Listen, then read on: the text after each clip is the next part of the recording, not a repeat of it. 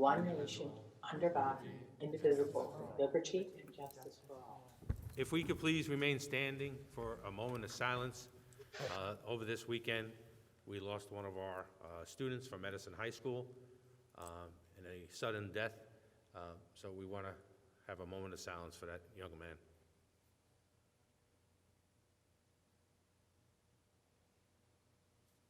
Thank you. Roll call, Mr. Mashad? Mr. Errico? Here. Mr. Patel? Here. Mr. Shi? Here. Mr. Maroney? Here. Mrs. Peng? Here. Mrs. Conway? Here. Mrs. Podofsky? Here. Mrs. Madiker?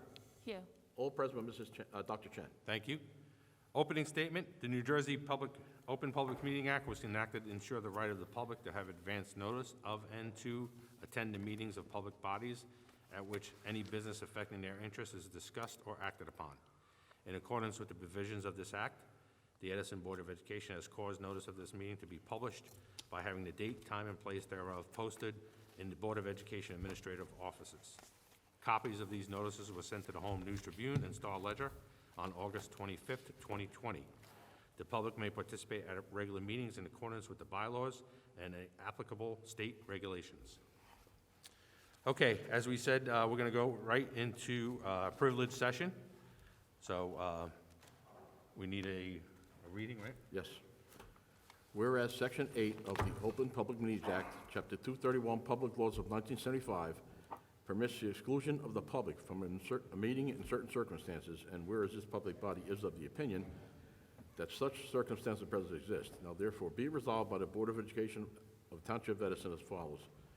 1, the public shall be excluded from discussion of and action upon the herein specified subject matters. 2, the general nature of the subject matter to be discussed is as follows.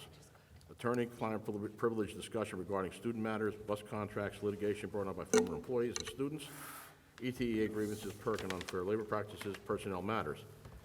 Under personnel, we'll be discussing resignations and terminations, retirements, appointments, leaves of absences, changes of status, lunch aids, longevity, 2021 Family Night, Title I funded, 2021 split funded personnel, stipend for paraprofessionals and MD, LLD, and autistic programs, salary adjustments for certified staff, salary adjustments for non-certified staff, team leaders, substitutes, coaching appointments, co-curricular appointments, job description, and authorization to approve requests for extended health benefits.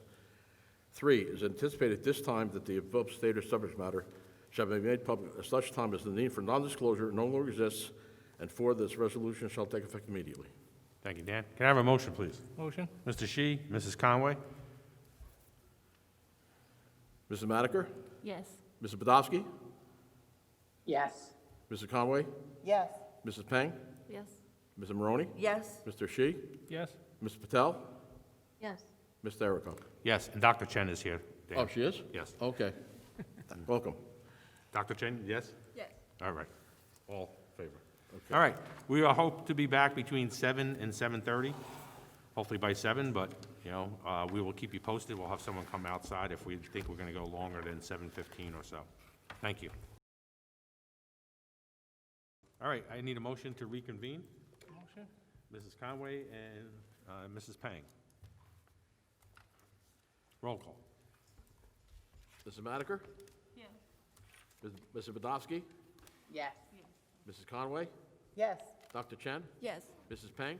Yes. Mr. Maroney? Yes. Mr. Shi? Yes. Mr. Patel? Yes. Mr. Errico? Yes. Okay, we're back in open session. Okay, well, now we're going to go on resolutions and reports. Dr. Bragan, start with personnel. Thank you, Board President Errico. As you can see in the agenda, the personnel report that we just reviewed in closed session has been released both electronically and in the public.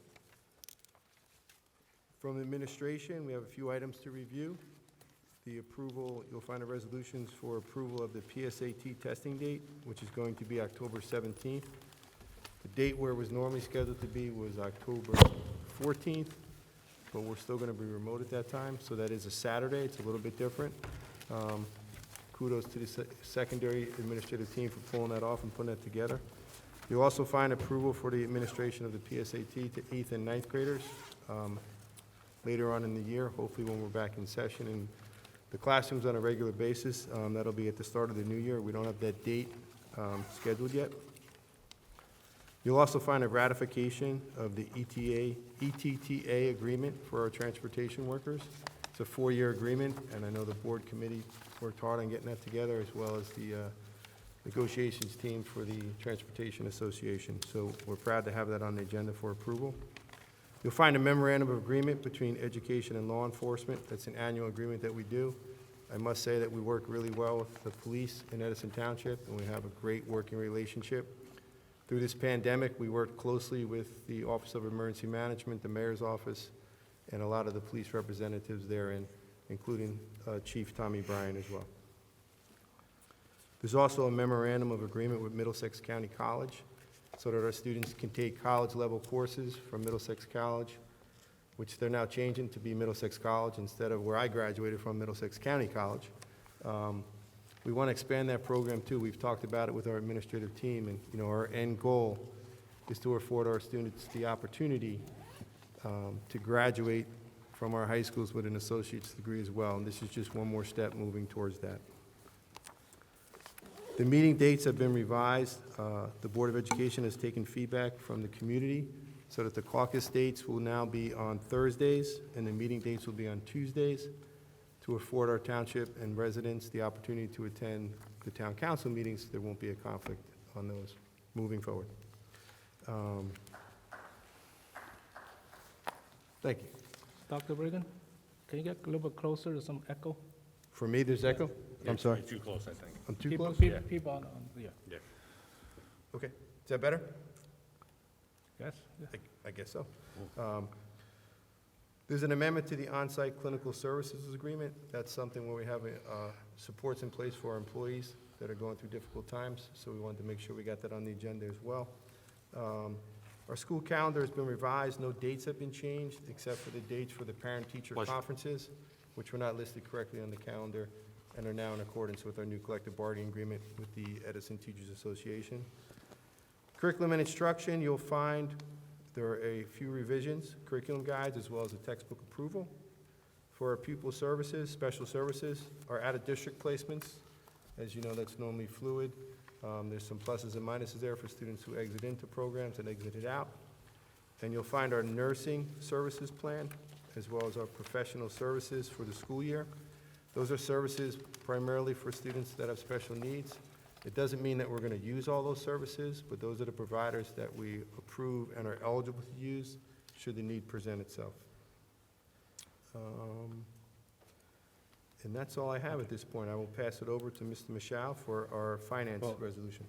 Before we get into those, let's take board member comments on anything. sorry. So I'm going to start to my left. Mrs. Pang, Dr. Chen, I'm sorry, Dr. Chen. Any questions on? No? Okay. Mrs. Conway?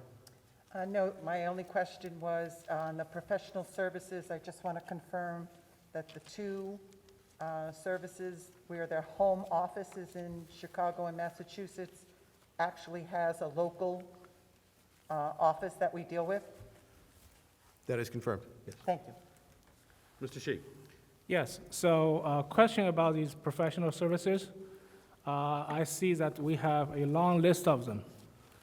For some of the vendors, like Jumpstart and those for our special needs students, I thought we approved all their appointment in, was it June, July before, and now they're showing up again. What is the reason for that? And the other thing is, all these services, I know they've been in the district for a quite long time. Have we rebid on this, or are we going to, looking for rebid down the road? The ones that were approved, I believe it was in June, these are additions to, if there are some that were on there, we updated the list to include everyone, so we have the availability to use those services if we need. As you know, professional services don't necessarily require to be bidded, but it is things we can look at to make sure we get the best deal and the best services for our money, and we will continue to do that. Okay. So we can get the request for proposals, it doesn't have to be bids, right? That's correct. Okay, so can we start looking into it down the road? I guess the school already started, So it might be a little late to ask this, but next year, can we look into get some proposals? And these guys have been here for a long, long time. As time goes on, Mr. Shi, I've been here a long time too, but that doesn't mean it's bad, does it?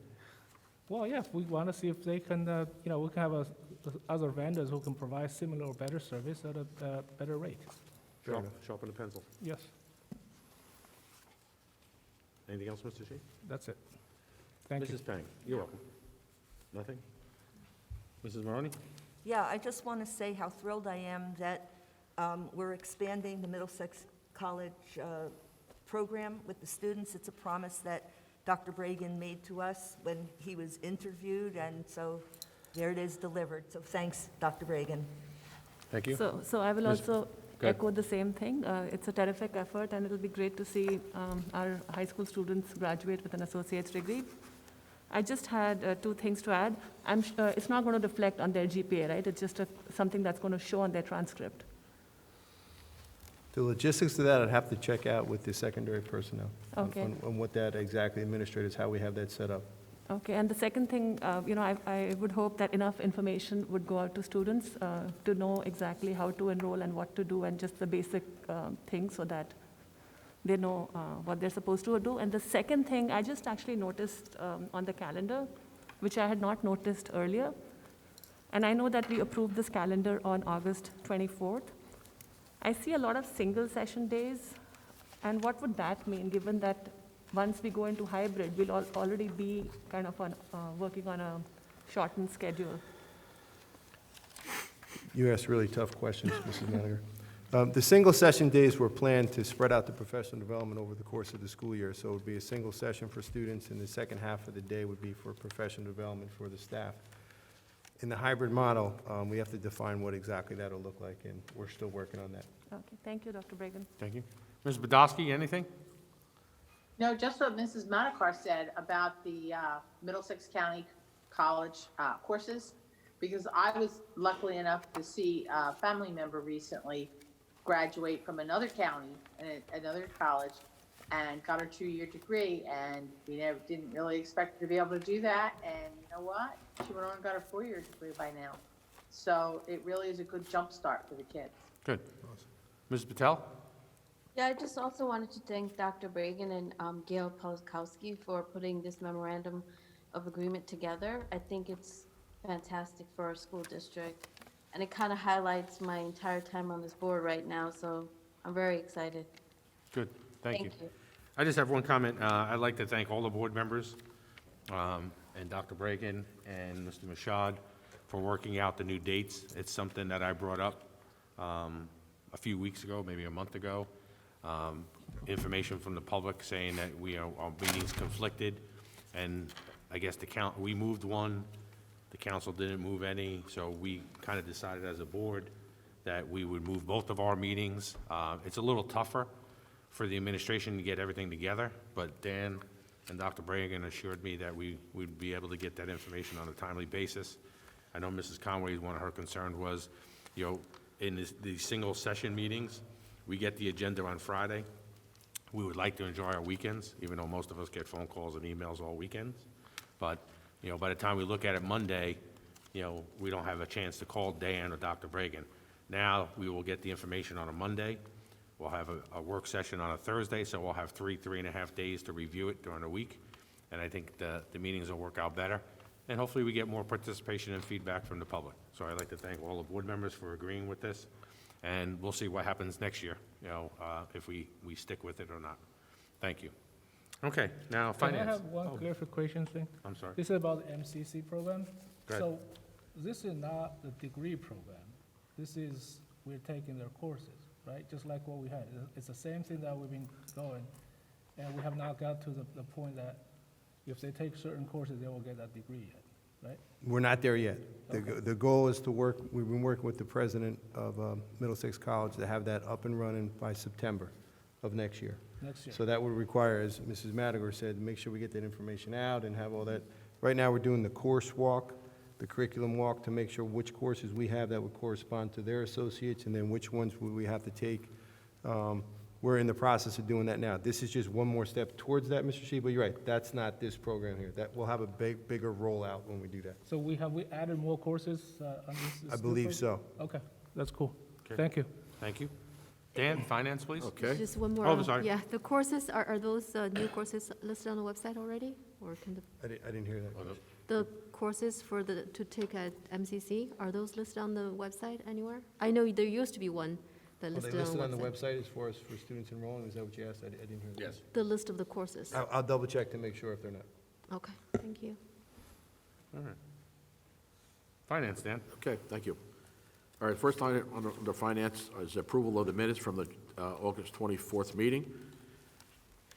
Second item is the board secretary's report for July, and you're going to notice the format is somewhat different than we're used to, because now we have the Genesis system for our finances starting July 1st, so the format looks a little different than we're used to, but the information is basically the same.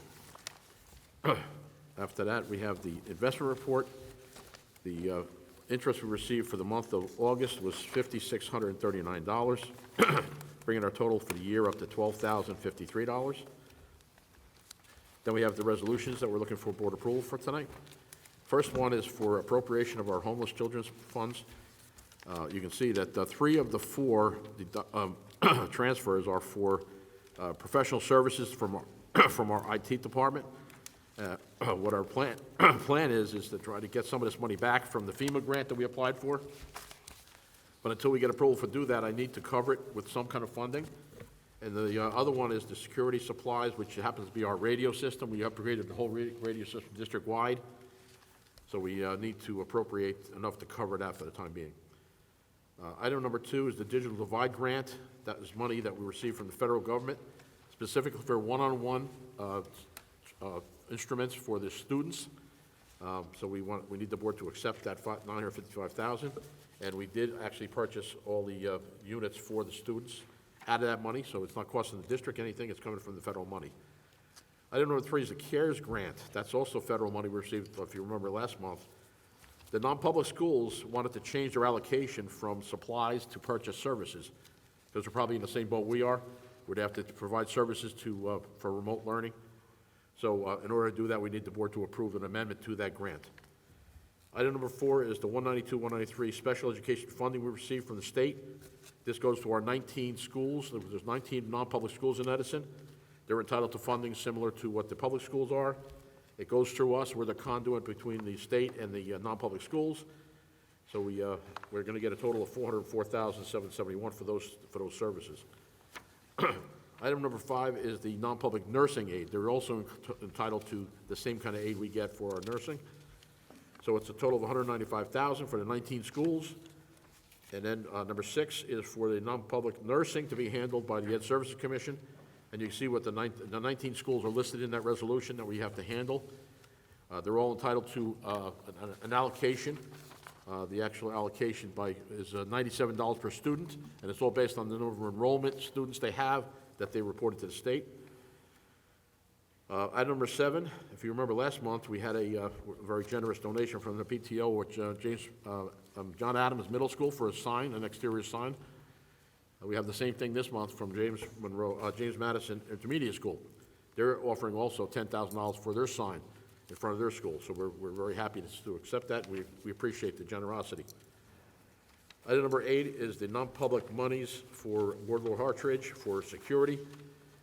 This is a purchase order that has to go through us and be approved by us before we can actually have them authorize the purchase.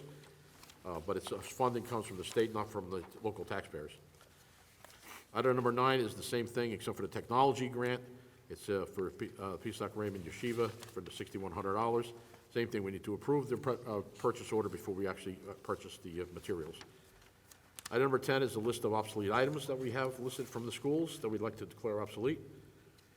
Then number 11 is a copy of the bill list, and that also is in a little different format than we were used to.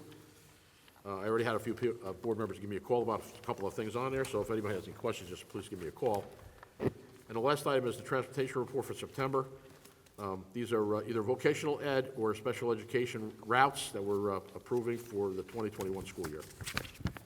That concludes my report, Mr. Miracle. Thank you. All right, we're going to start with questions from Mrs. Patel this time. No, I have no questions. Nothing, Ms. Patel? No. Okay, thank you very much. Mrs. Badowski? I'm good. Okay. Ms. Madiker? I had a question, but then Dan already answered in his presentation. It was about the homelessness Oh, grant and how that would be adjusted. Ms. Maroney? I'm good. Good. Mrs. Payne? Yeah, no. Any questions? No? No. Okay, Mr. Shi? Yes, on number two, item number two, this $955,000, that is the one that's the one we already spent, because we asked them for the. Breakdown. The breakdown, Yeah. that's already in there. We all right? got it, yes. Correct. Okay, so you mentioned about, we're gonna apply for FEMA money Yes, for the MacBooks that we bought for the teachers, $690,000, right? yeah, And for the- everything else that was related to COVID-19, we are going to apply for FEMA monies. Yes, Yes, okay. And also that the bigger thermal camera, yes, that's $440,000, that's also part of the FEMA, right? that's correct. How comfortable are we that, we're gonna get the money? Hope we're gonna get it. We had a conference call with them last week, I think it was Okay. Thursday. Maria Lopez, our grants writer, myself, and 3 people from FEMA, and they told us exactly what we needed to do, and they told us, they actually said everything had to be purchased by the 15th of September. However, things changed after the 15th, and they said, if you submit it, you may still get it. So I told Maria, we're sending everything, and let them tell us what we're not gonna get. I'd rather put it in there and not get it than not put it in, and we could have gotten it. Yeah, So we're gonna put in for everything, and we are putting down that we're going for over $1 million. yes, those two items added together to $1.15 million. Correct, correct. Yeah. Yep. Okay. So I just have a question for our attorney. So, right now, those money are paid from our own budget, right? So for some big purchase like this, I know this is coming from the FEMA. Do we need the board to approve these kind of purchase? The purchase for what? For the For, like, MacBooks? say, yeah, the MacBook, What are thermometers? $690,000. Well, it all, what, the board approves any, and you did actually approve the thermometers. Yes. Thermometer, yes, but not the Not the MacBook, MacBooks. The board should approve everything that's over the bid threshold. which is? It's now. 44,000. 44. But we, those are on a state contract? Yeah. Yeah. So what you did, oh, those are under state Yes, contracts, so yeah, then that's the from board Apple. does the Yeah, approval. those are from Apple, so Apple's has a state So contract. you did the Yeah. approval, Yep. the prior approval for that one. But I don't recall we approved the $690,000 MacBook. We approved using the state contract vendors, and we did talk about the fact we wanted to purchase that for the staff. Okay, So, I mean, we didn't come up with a number because we didn't know what the number was at that time. okay. But we did go ahead and purchase them, But and we are last going to time, last apply. meeting, we had a number, 690, right? Say it again? Last meeting, we had a number, 690, right? Right, yeah. Yeah, but we did not come to the board for approval. I just want to see procedurally. I know, we don't have to, because this is federal money. If we can Right, get it, that's correct. fantastic. The problem is, what if we don't, right? So procedurally, for the attorney, just to see, do we need to approve this? Although these are, federal funded or state funded and stuff, things like state bid, these. right. Yeah, does the board need to approve? Once we get approval from FEMA for reimbursement, the board will have to approve all of this, everything that we apply for FEMA, for the amount of money we're getting. Yeah, but we already So we spent the already money. spent it. Right, correct. We spend the money out of our own budget. We had to. Right. Yeah, I understand, but does the board need to approve it? And I need to look at the resolutions to see what was done. Okay, So that I can give it a more appropriate response, okay. so that I can find out what was done. and So how you it did is great that we Yeah. can get the funding. The thing that, what if we don't, we're gonna eat it. And, but we just wanted procedurally that we hope that the board approves those, that's all. And just for Mrs. Payne, go ahead. information, yeah, what is the threshold that the board needs to approve if this is not coming from the federal or state? Ordinarily, the bid threshold is 44,000. 44,000? Right, but I don't know what you approved when you approved your use of the state contract. That's what I need to see. So basically, anything, if it's not from state or Yes, federal, 44 is anything the over max. 44,000 needs to be approved by the Right. board. Just need to confirm. Right, and as I said, but I just, with the caveat, I need to see what that Yep, resolution yep, says. yep, Mr. Shi, anything else? that's it. Mrs. Conway? No, I'm good. Dr. Chen? I'm good. Okay. So at this time, We're good, oh, I'm sorry. I'd like to introduce that resolution. I think that would come in board member discussion, I No, think? that's a resolution, As a resolution, okay, yeah. go ahead. So, Hope, is this a good time to introduce that resolution? If it's up Yeah, to the absolutely. board chair. Sure. Okay, so, Dan, do you have it? Yes. Can you read that resolution?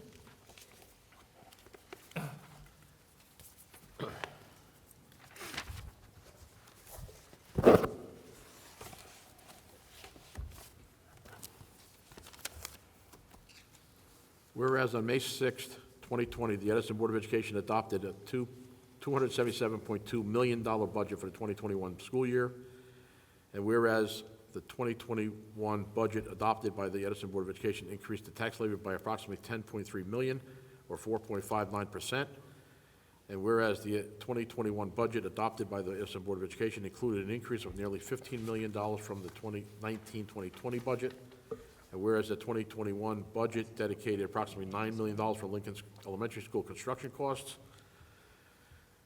and whereas in addition to the $9 million allocated for the 2021 budget, the administration also has available to it capital reserve funds, whereas the Edison Edison School District's administration has already utilized approximately $3 million from the allocated money for non-school construction-related expenditures, and whereas the administration for the Edison School District has confirmed that the planned school construction at Lincoln School will not move forward this year, and whereas the members of the Edison Board of Education are aware of the financial hardships faced by many Edison residents during the COVID-19 pandemic, including the loss of jobs, furloughs, and reduced employment hours, and whereas the members of the Edison Board of Education seeks to provide Edison residents with tax relief, be it resolved that the Edison Board of Education hereby directs the superintendent for the Edison Public Schools to release the remainder of the approximately $9 million allocated school construction costs, or approximately $6 million, to the Edison taxpayers by way of a tax refund check.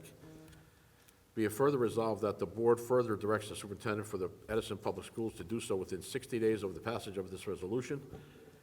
Be it further resolved that the board president and business administrators, board secretary are hereby authorized to execute the agreements necessary to effectuate the refunding of money to taxpayers and to set forth above on behalf of the board. Be it further resolved that this resolution and the agreements shall be maintained on file and available for public inspection in the board's office. Jerry, any Yeah, discussion? we need to introduce that to discuss first, right? You put on the agenda. It has to, there has to be a motion to introduce. A and motion to then introduce? A second and a discussion. I Jerry- didn't hear that at all. What? Say again. No, it has to be a What- motion to introduce. Jerry's making a motion to introduce this resolution, Oh, and I okay. think Mrs. Discuss it. Pang seconded it. So we can discuss. So now we it. have a discussion. Yeah. So, Do we need a roll call to do this or no? Yes. Did to you get a- introduce? Did you get a second? Sure. We need a roll call to introduce. So, roll call? Okay, Mrs. Madiker? Yes? Mrs. Podolsky? Yes? Mrs. Conway? No. Dr. Chen? Yes. Mrs. Peng? Yes. Ms. Maroney? Yes. Mr. Shi? Yes. Mr. Patel? Yes. Ms. Derico? Yes, now this is just to discuss now? Correct, Okay, okay. We didn't pass anything? No. Okay. This is So not- now discussion. Yes. Mr. Shi, you want to start? Yeah, I want to just start this. So let's just make it very, very clear before I get into it. Lincoln School is the number one priority for the district. It's the most overcrowded school in our district. And if we want to expand any school in the district, Lincoln School is the number one. Okay. So Dan and Dr. Bragan, I just have a couple of questions. So Dan, when we passed the resolution in May, was that true that $9 million was allocated for Lincoln School? Yes. Okay. So, Dr. Bragan, I had probably 3 phone calls with you. The latest one was this morning. As of this morning and now, is that my understanding correct, that we do not have a plan yet as to how to expand the Lincoln School? The Finance and Facilities Committee meeting met and decided to give the project to the architect to come up with 3 different plans that we are scheduled to meet the architect, Ms. Michaud, I believe.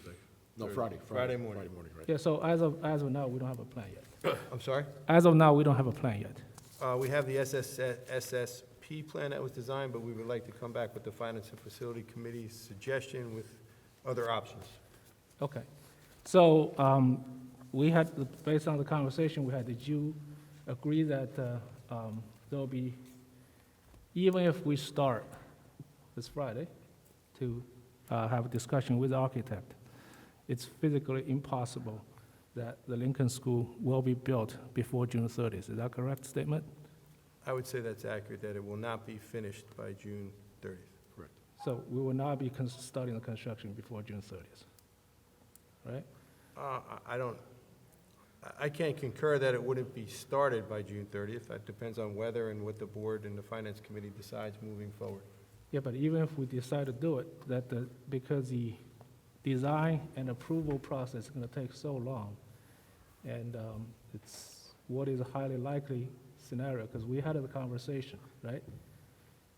We did have a conversation, Yeah. Ms. Shi, but I'll be honest with you, in the public here, if every conversation that I have with you is gonna be part of a public board discussion, I will no longer have Okay. conversations. All Because right. that's not what this is about.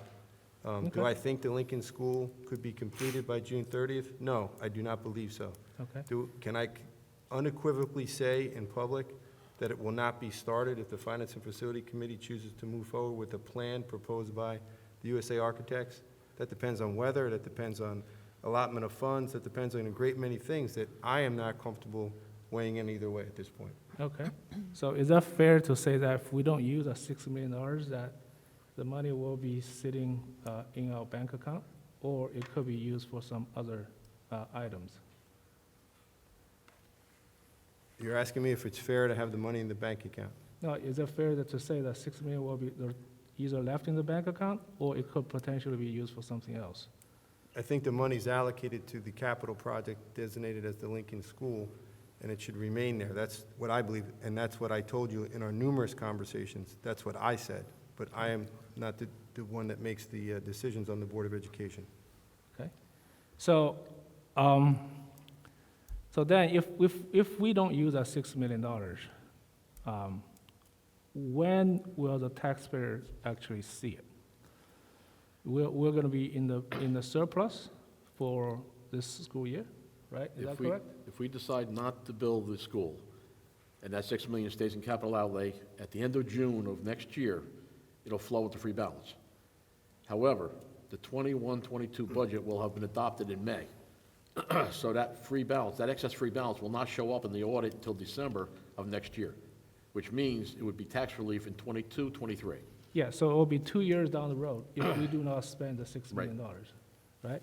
So the question is, how likely that the Lincoln School will be built with the $6 million, before June 30th? I don't think it's highly possible. We can do the design. We have a separate line item for the architecture fee, right? Correct. That's the $600,000 that we have it. Right. So the architect can start the design, can start the approval process. By the time it's finished, they'll probably after June 30th. The design by the Design architect? and approval. Right. Then they go out of bid. Right. That'll be after June 30th. I can't say it'll take that long, but it could. Yeah. But remember, we cannot award a contract to a bidder unless the funding's in place. Correct, I So understand. if we do something other than that with our $6 million, we'd have to raise that $6 million from somewhere else. Yes. So the question is, will it be used before June 30th? Will it be used before that? If we encumber it, if we have a bid out, do we encumber it? Yes, it will be encumbered. It will not be spent until the construction is actually started, but it will be encumbered, which means it would not be able to be spent for any other reason for this year. Yeah, but the thing that if we're not gonna spend that money, I would not want this money to sit in our account for 2 years, right? Because to me, I don't think it's a good idea for the government to hold this money for 2 years, just collecting interest, which right now is very low. I would rather to give the money back to the taxpayers so they can, put, food on the table or even pay for the internet cost. So that's what we are proposing here. All right, so if we can if we're not going to use this money before June 30th, let's just give it back. Can we give it back? If we decided that If you're asking, it's not possible to build a school, give the timeline. Can we give the money back to the taxpayers? the only way, to my knowledge, to give it back is to let it flow into free balance and give it back to them as tax relief in 22, 23. So that'll be 2 Can we years. send 40,000 people a check? No. So that'll be 2 years down the road. That's the way it works. But knowing that possibly we cannot use this money, and we cannot give it back. So to me, it's like a procedural thing. There's something be worked out with the state or whatever to re-adopt the budget? Because we just re-adopted the budget last month, right? We took $3 million out of the Lincoln School because we got a cut on the state aid, right? Yeah. So, but we are re-adopt the budget. Can we do something like this? Not to my knowledge. Maybe we could ask the attorney. Well, let's ask the attorney. Yeah. Let's see if you can hear me through this. First of all, this fund is actually, it's capital outlay. Correct. It's Fund 12, and it is the restricted funds. So you can't move them at all without prior executive county superintendent approval. So the regulation that governs it says you have to get approval first. Sorry to interrupt, but how, initially we have $9 million, and right now we have $6 million. We just moved $3 million. So the $3 million got moved, that's got governor's approval too? What happened is, because of the way that the budget was structured this year, and because the district lost money because of the way that the state funding has fallen, so that the school district's budget went through June, the state budget is from October 1st through June 30th, so you technically don't have your final state numbers until after the governor and the legislature actually adopt your budget. So this year the budget process has been very fluid. So what the Department of Ed did was they went back, the governor had to redo his budget, and he reallocated school funding. So the money that you thought that you were going to have, you didn't have, and Edison lost, I think approximately, Dan, I think it was approximately $3 million in state aid. So what happens is the commissioner issued a directive and said that these are your options in order to reduce your budget. So the districts were all told, if you were losing money, that you actually had to go back and readopt your budget. Short of a commissioner's order, there's no process for that, for actually going back and readopting your budget and recertifying your tax levy, because it's two pieces to it. What happens, though, for capital outlay, if you want to move it, there is executive county superintendent approval, and you have to establish hardship, not defined in the statute, and the county superintendent would have to approve being able to take that money and put it someplace else. Short of a commissioner's order, there's no mechanism in the statutes for a school district to simply, and I don't want to say simply because it's complicated, to cut checks back to citizens. Because what happens, the whole school's funding structure process is the board adopts the budget, which now takes the place, if it's a November election, takes the place of the citizens' vote. But they still treat it as though citizens have approved that budget. And when it did it, the district basically had to say, this is what we need for T&E, for a thorough and efficient education. And the county sup approves that, then it comes back to you, then you have the hearing, so that the public knows what it is that you say is necessary for thorough and efficient education, and then it comes back and you vote on it. So that's the budget that you strike. Once you strike that budget, it goes to the county, who then certifies your tax levy.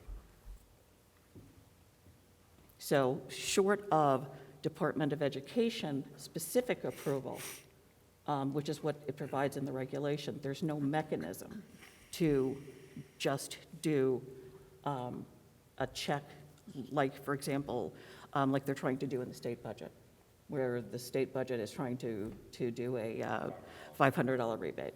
Yeah, we're not talking about check, we just reduce the tax levy, you know, for the remaining of the school year. And for that, you'd have to seek approval from the Department of Ed. So, okay, so And so the. seek approval from Department of Ed. Requiring a showing of hardship.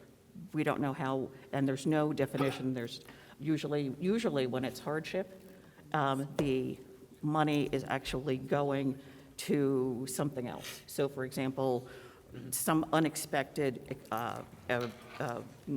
terrible catastrophe struck, and the district wouldn't have the money for it, and you wouldn't have enough money in surplus. That's usually what it was.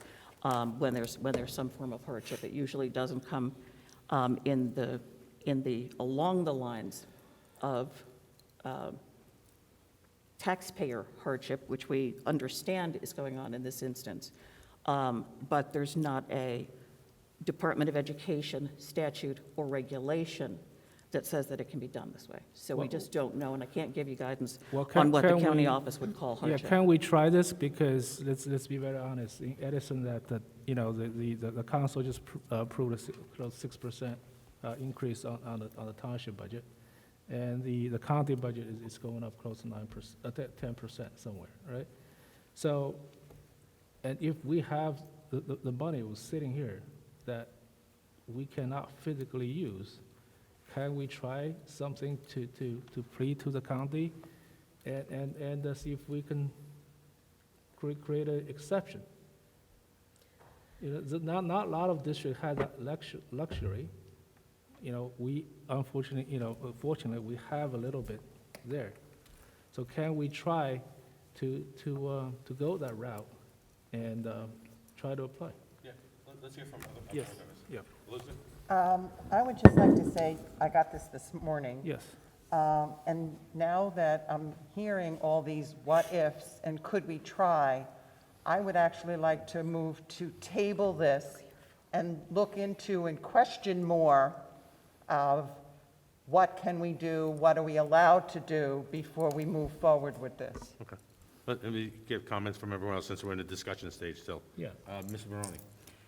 Yes, quite frankly, I am very tired of Mr. Shee's grandstanding at every meeting to make Mr. Michaud look bad, to make Dr. Bragan look bad, and keep promising the community, as he did in a letter that went out recently as part of his team, saying that they're going to save the taxpayers money, when in fact, it can't be done.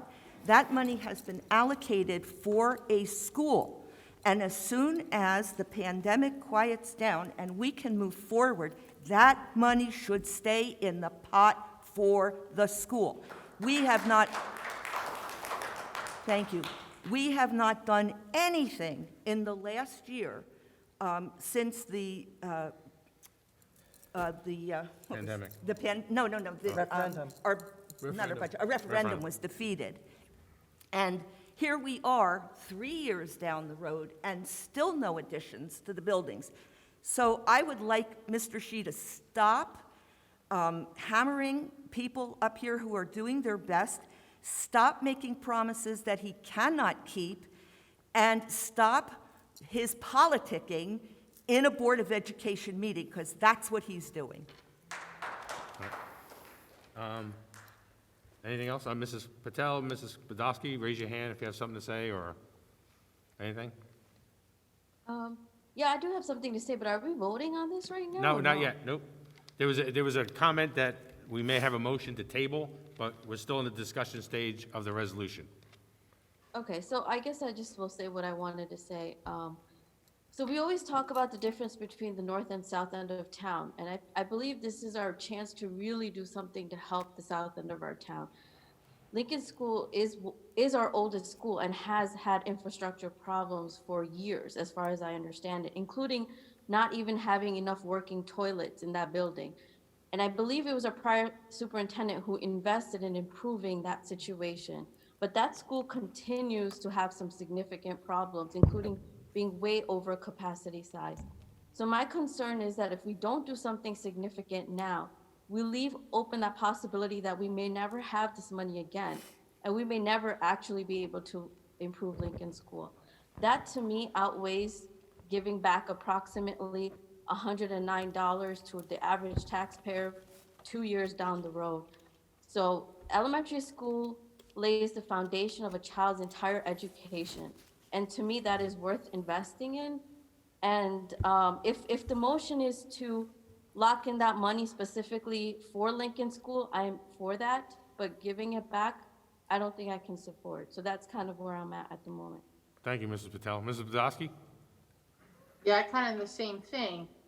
I cannot believe that the small amount of money taxpayers could get back, if it were possible, however long it takes, whatever hoops we have to jump through, would be worth depriving the students of Lincoln School of being in a decent school. Just a decent school, not a good or spectacular school, just getting a little bit of what the rest of the town is getting. And I feel like maybe we can't get it done by June 30th of this year because of the pandemic. But if we don't start on it, we'll never get to it. So I would not be in favor of this. Okay. Anyone else? Go ahead, Mr. Banks. Just procedural-wise, I remember I heard before I even become a board member, it has happened before that the board has, or the school district has given some money back to the taxpayers. How was that done? Do you guys, I don't remember that while I've been on the board. Jerry's, I think, the longest board member here with Beth. We had some extra state aid, right then, a $1.4 million? The state had Or additional state aid. 1.6, something like that?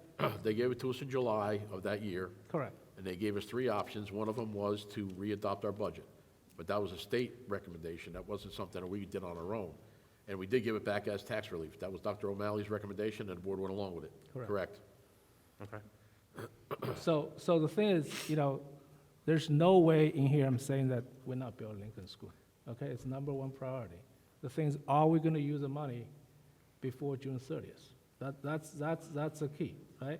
So, if I remember correctly, even Shivy, when we were talking about the budget in May, it was her, her suggestion is that, we're gonna look, because there's a potential of, so if we, the money is to help in case we have a reduction on the state aid. If we have some extra, let's see if we can give it to the taxpayers.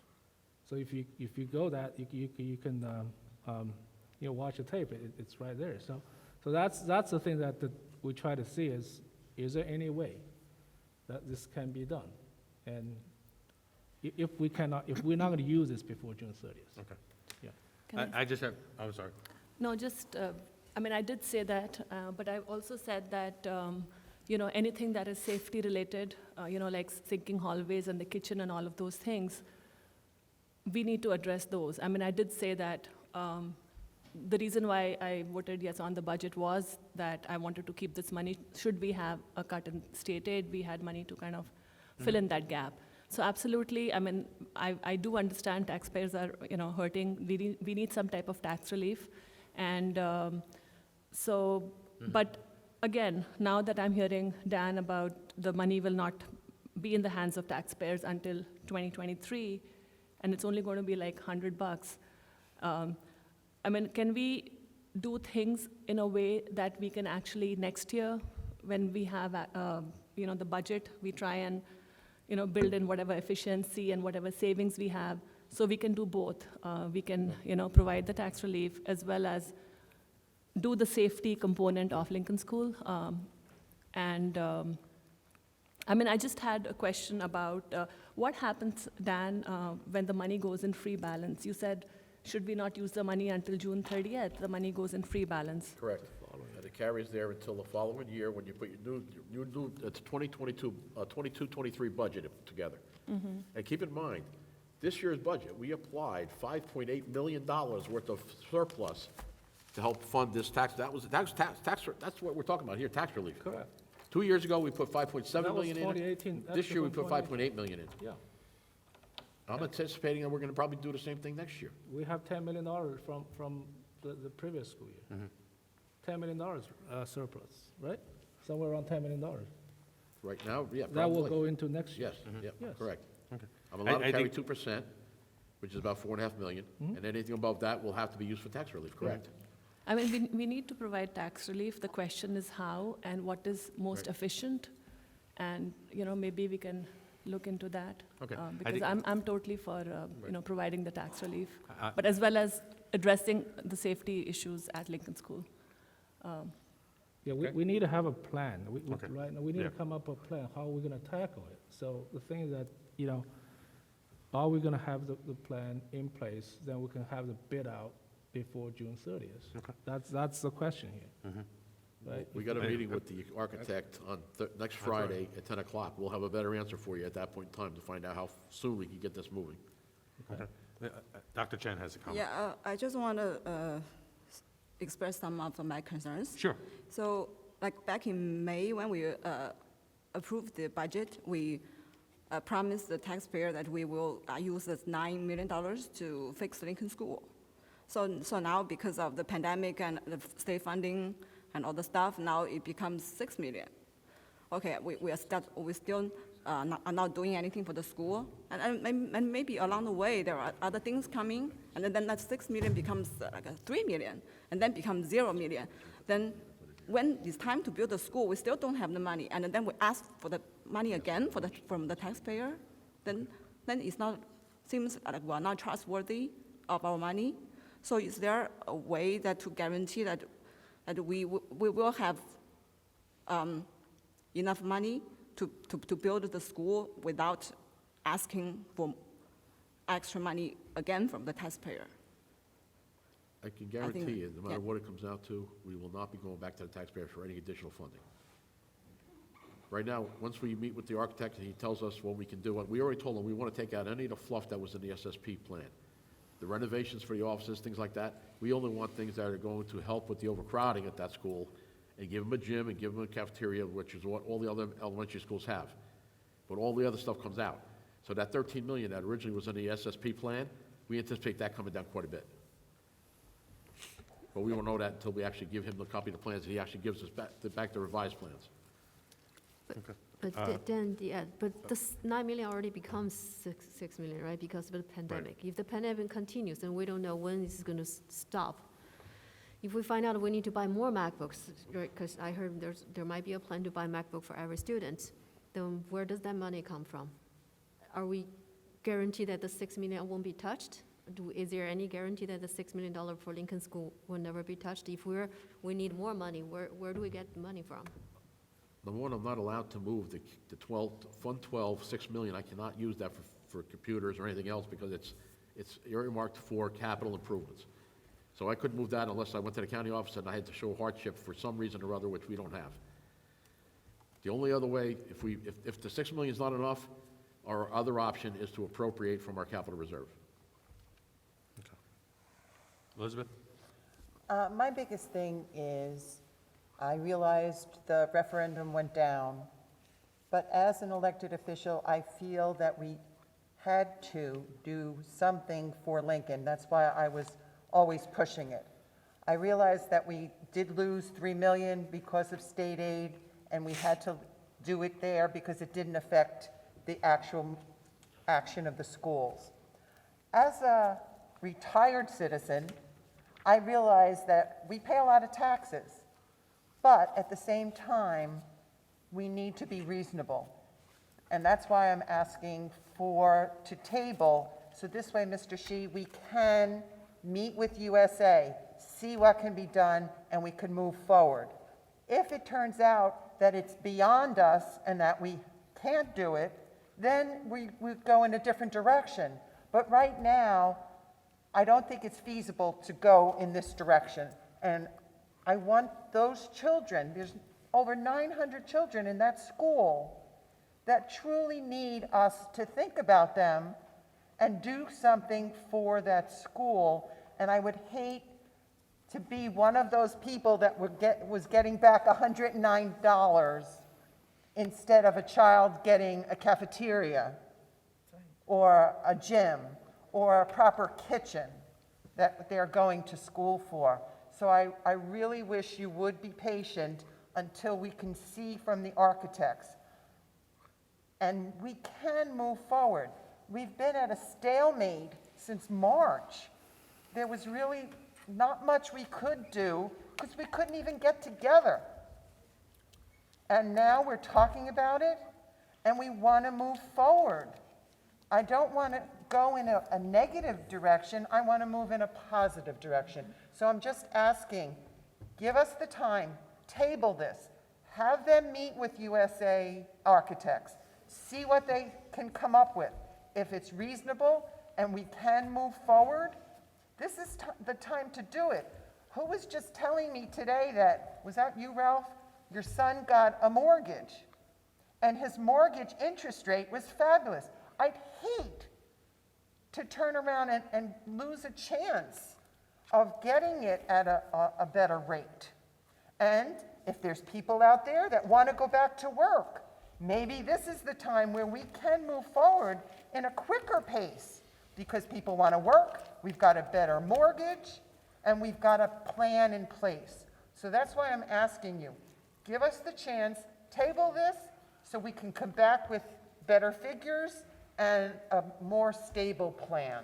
Okay. I just want to make Okay, yeah, go ahead. the last, you have one more comment? Yeah, so the thing is, USA has been very, very slow on this, right? So what if it comes back that they said, it's not possible to bid, to go out and bid this year?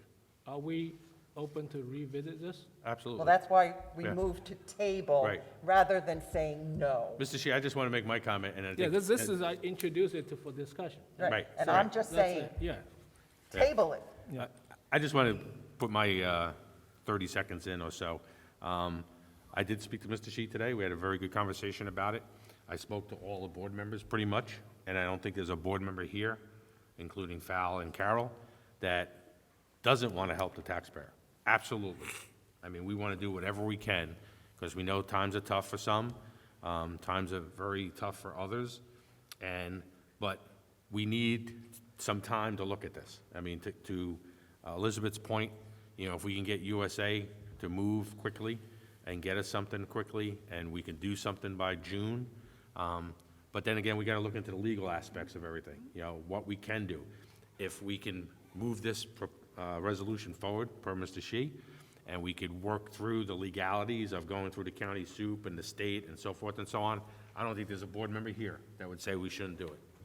So I don't know if Mr. Shi wants to pull this for now, or we want to take a vote to table, but that's be up to Mr. Shi since he introduced it. Yeah, because in here, we did say within 60 days, right? Right. So if we need something coming back to the board. Right, we need as to find out the what legalities. is the plan is, what is the timeline, and how much is it gonna cost us, right? Because, if Dan's talking about removing some of the remodeling stuff on the internal, let's see what it is, right? And, if by the end, by after that meeting, from USA, from Pete, who comes back and say, hey, It's X we amount of can't, we dollars. cannot do it. Right. Right? Or we need more money, but that's a different story, hope not. Then let's revisit this. Yes, I agree. We Right? all So agree. the- I think we all The agree. reason to introduce this is, let's visit this topic, Right, and, let's discuss it. right. In And I- public. It's not a closed session discussion. No, no, it's Unfortunately, public. that's why, so we cannot discuss in Right. close. It has to be a full board discussion. Absolutely. So that's why it's here. And I also want Hope to look into what we need to do when we revisit this, if we don't go with the SSP plan or whatever, USA architect. So do we want to pull this for now? I mean, it's up to you, Mr. Shi, or we could have a motion to table too. Yeah, as long as we have a deadline that will come back from the architect Okay, with a date and a cost okay. shortly, and if we're Well, if willing he's- to, yeah. if we're willing to revisit this, then I can put, yes. Okay. Yes, I'm willing to revisit it, and I think everyone else is. The architect, you're meeting next Friday, correct? which This is Friday. October. This Friday. Oh, this Friday. Yes. So would we be able to get something by the end of October? We'll know more Friday when we speak with them. Okay, so yes, I mean, I'm in agreement. Yes. Elizabeth's shaking her head. We could revisit it, for sure. You have to see your head, too. So will you pull it? Yeah, I can pull, let's have a discussion. Right, Let's hope that we can have something at the next board meeting. okay, And we'll revisit this. yes, absolutely. We're gonna push Dan and Dr. Bragan Yeah, to, the end of the thing is, are we gonna use this $6 million? Correct. You know, We we understand. need to fix Lincoln School, number one priority, that's what I Correct. said. But are we gonna use this before June 30th? okay. Or we can have a plan before June 30th, or a bid, or whatever, Yeah, we yeah, need to yeah, have yeah, done, right? yeah. Or are we gonna, Right. go out Right. and bid before June 30th, because Right. the money needs to be there. Right, I I understand. understand. I know that. And I know Elizabeth is working real hard with the Finance and Facilities meeting. This was a major topic at the last meeting, so, and she'll go over it in her meeting notes when we get to that point. Yeah, that's why I saw the meeting, Yeah. that's why I had Right. that, yeah. Okay, all right, so we're gonna pull this for now, leave it as an open item, for discussion at the next meeting, or before, and we'll go from there. Okay, Mr. Shi? Okay. All right, thank you very much. All right, now, we're up to the public comments section. Please, when you come up, name, the usual, you get 6 minutes. Resolutions only, right? Is this just on? Oh, we gotta adopt? Resolutions only. Who needs to withdraw? Mr. Shi said he did withdraw. Did you? Okay. Mr. Shi withdrew, yes. Okay, got it. Oh, well, you have to vote on the resolutions first, I'm sorry. No, All public right. comments on Public resolutions comments. only. Oh, public comments, that's right. Comments What On were you saying, resolutions Dan? only. Resolutions only. Oh, resolutions only, yes.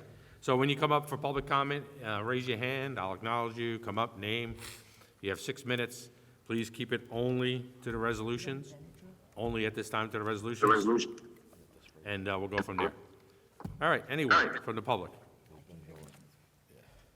Mr. Baker?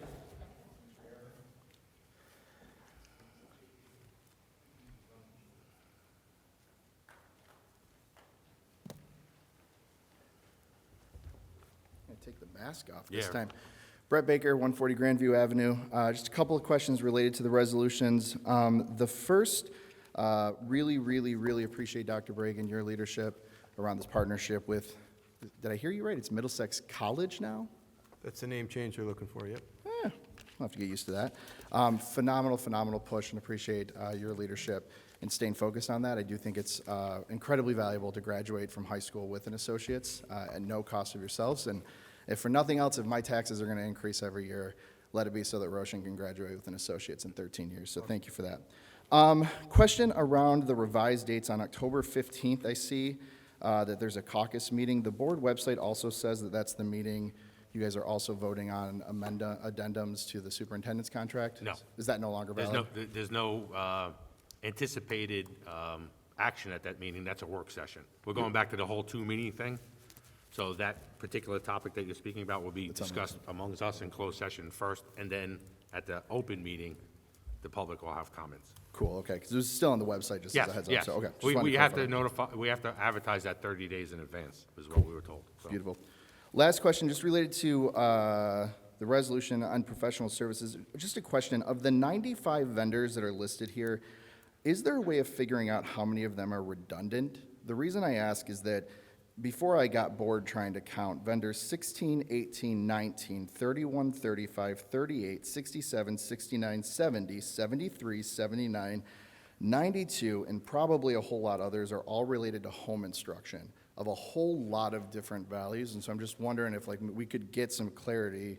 A 10th of these vendors all handle home instruction. I'm just curious through the board president to, Mr. Machado, Dr. Bragan, what is the decision-making process? Because I counted at least 12 vendors that do home instruction.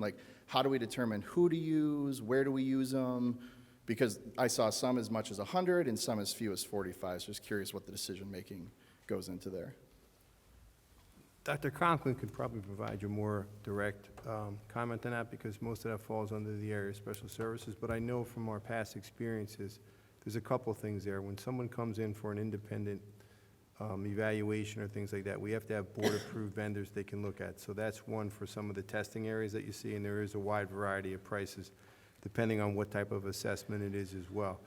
And the same thing with home instruction. Sometimes we're forced to home instruction situations. I'll give you an example. Somebody's placed by the state in a residential program that's not really near where we are, and we're obligated to have that person get home instruction via whatever vendor is in that hospital location or things like that. So probably, most likely, Brett, a lot of these come from past experiences and past things that we've used either through litigation or through our own practices, but there's no reason why we can't take a look at it and see if we could fine tune those. You know, the perspective has been in the past, it's better to have more in case you need them. Like, we're not paying anybody today, we're just approving them for use should the need be, but we could definitely take a look at it. Just creating the Rolodex of vendors we can use, correct? That are Okay. approved, Just so- was just curious what the decision, because I was like shocked to count how many vendors we use for home instruction. Familiar from my own experience of like, that it is a difficult process to go through and so on and so forth. It's just surprised how many we use, so helpful to hear. Thank you so much. Thank you, Mr. Baker. Resolutions only. Mr. Hybel.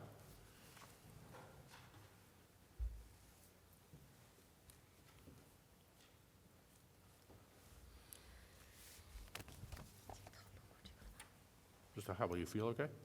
Huh? You feel okay? Yeah. Okay, you're a little slow today. No, Looks like you're a little hobbly. No. Okay. Andrew Hybel, Howard Avenue, Edison. I'm here speaking as the negotiations chair for the Custodians Association. On page 4, I would like to thank you for hiring 5 custodians. We've been short 8, but one of them is being hired at step 6.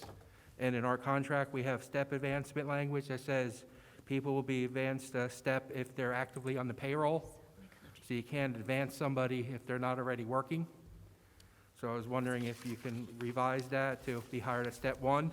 Maybe we can look at it down the road, and, because you can't take the money away if you hire them at step 6. You can always give them, if you come to an agreement down the road, we can always pay them the extra money at another meeting, but we can't take it away if you approve it tonight at step 6. Gotcha. So, Dr. Brigg? Is that it, Mr. Chairman? Oh. Is that the only question you had? I'm Oh, sorry. for that, yeah. Yeah, that's okay. it. We'll look into that. I reviewed that with actually the president of your association, and his interpretation of that language is different than what ours was.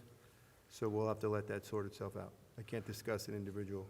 I understand that, but person. I'm just hoping that maybe the board would reconsider and just hire the person at step 1 tonight, because you can always do an adjustment down the road, but you can never take money away once you approve it at that level. So what I'm asking is if you hire the person at step 1, and maybe next month or 2 months down the road, if we come to have a further discussion about it, you can always give the person that money, but if you approve them at step 6 now, you can never take the money back away. So I'd ask the board if they would look into that and maybe hire all the custodians on page 4 at step 1. Thank you, because we're gonna, if we don't, the only avenue we have is going with a grievance, and, we'll have to go to court, and Hope's gonna be busy, and Jonathan's gonna be busy, and just to give you a little heads up, we did have this with a teacher, with the secretary under Dr. O'Malley, and it did go to court, and it was ruled in the teachers' union favor, so I would hope you would consider hiring all of them on step 1. Thank you. Step 1. There are step 1. Doesn't it say step 1? Step 1. Step 1. Step 1. Yeah, everything else is step 1. Oh, this one. Okay. All right. Good.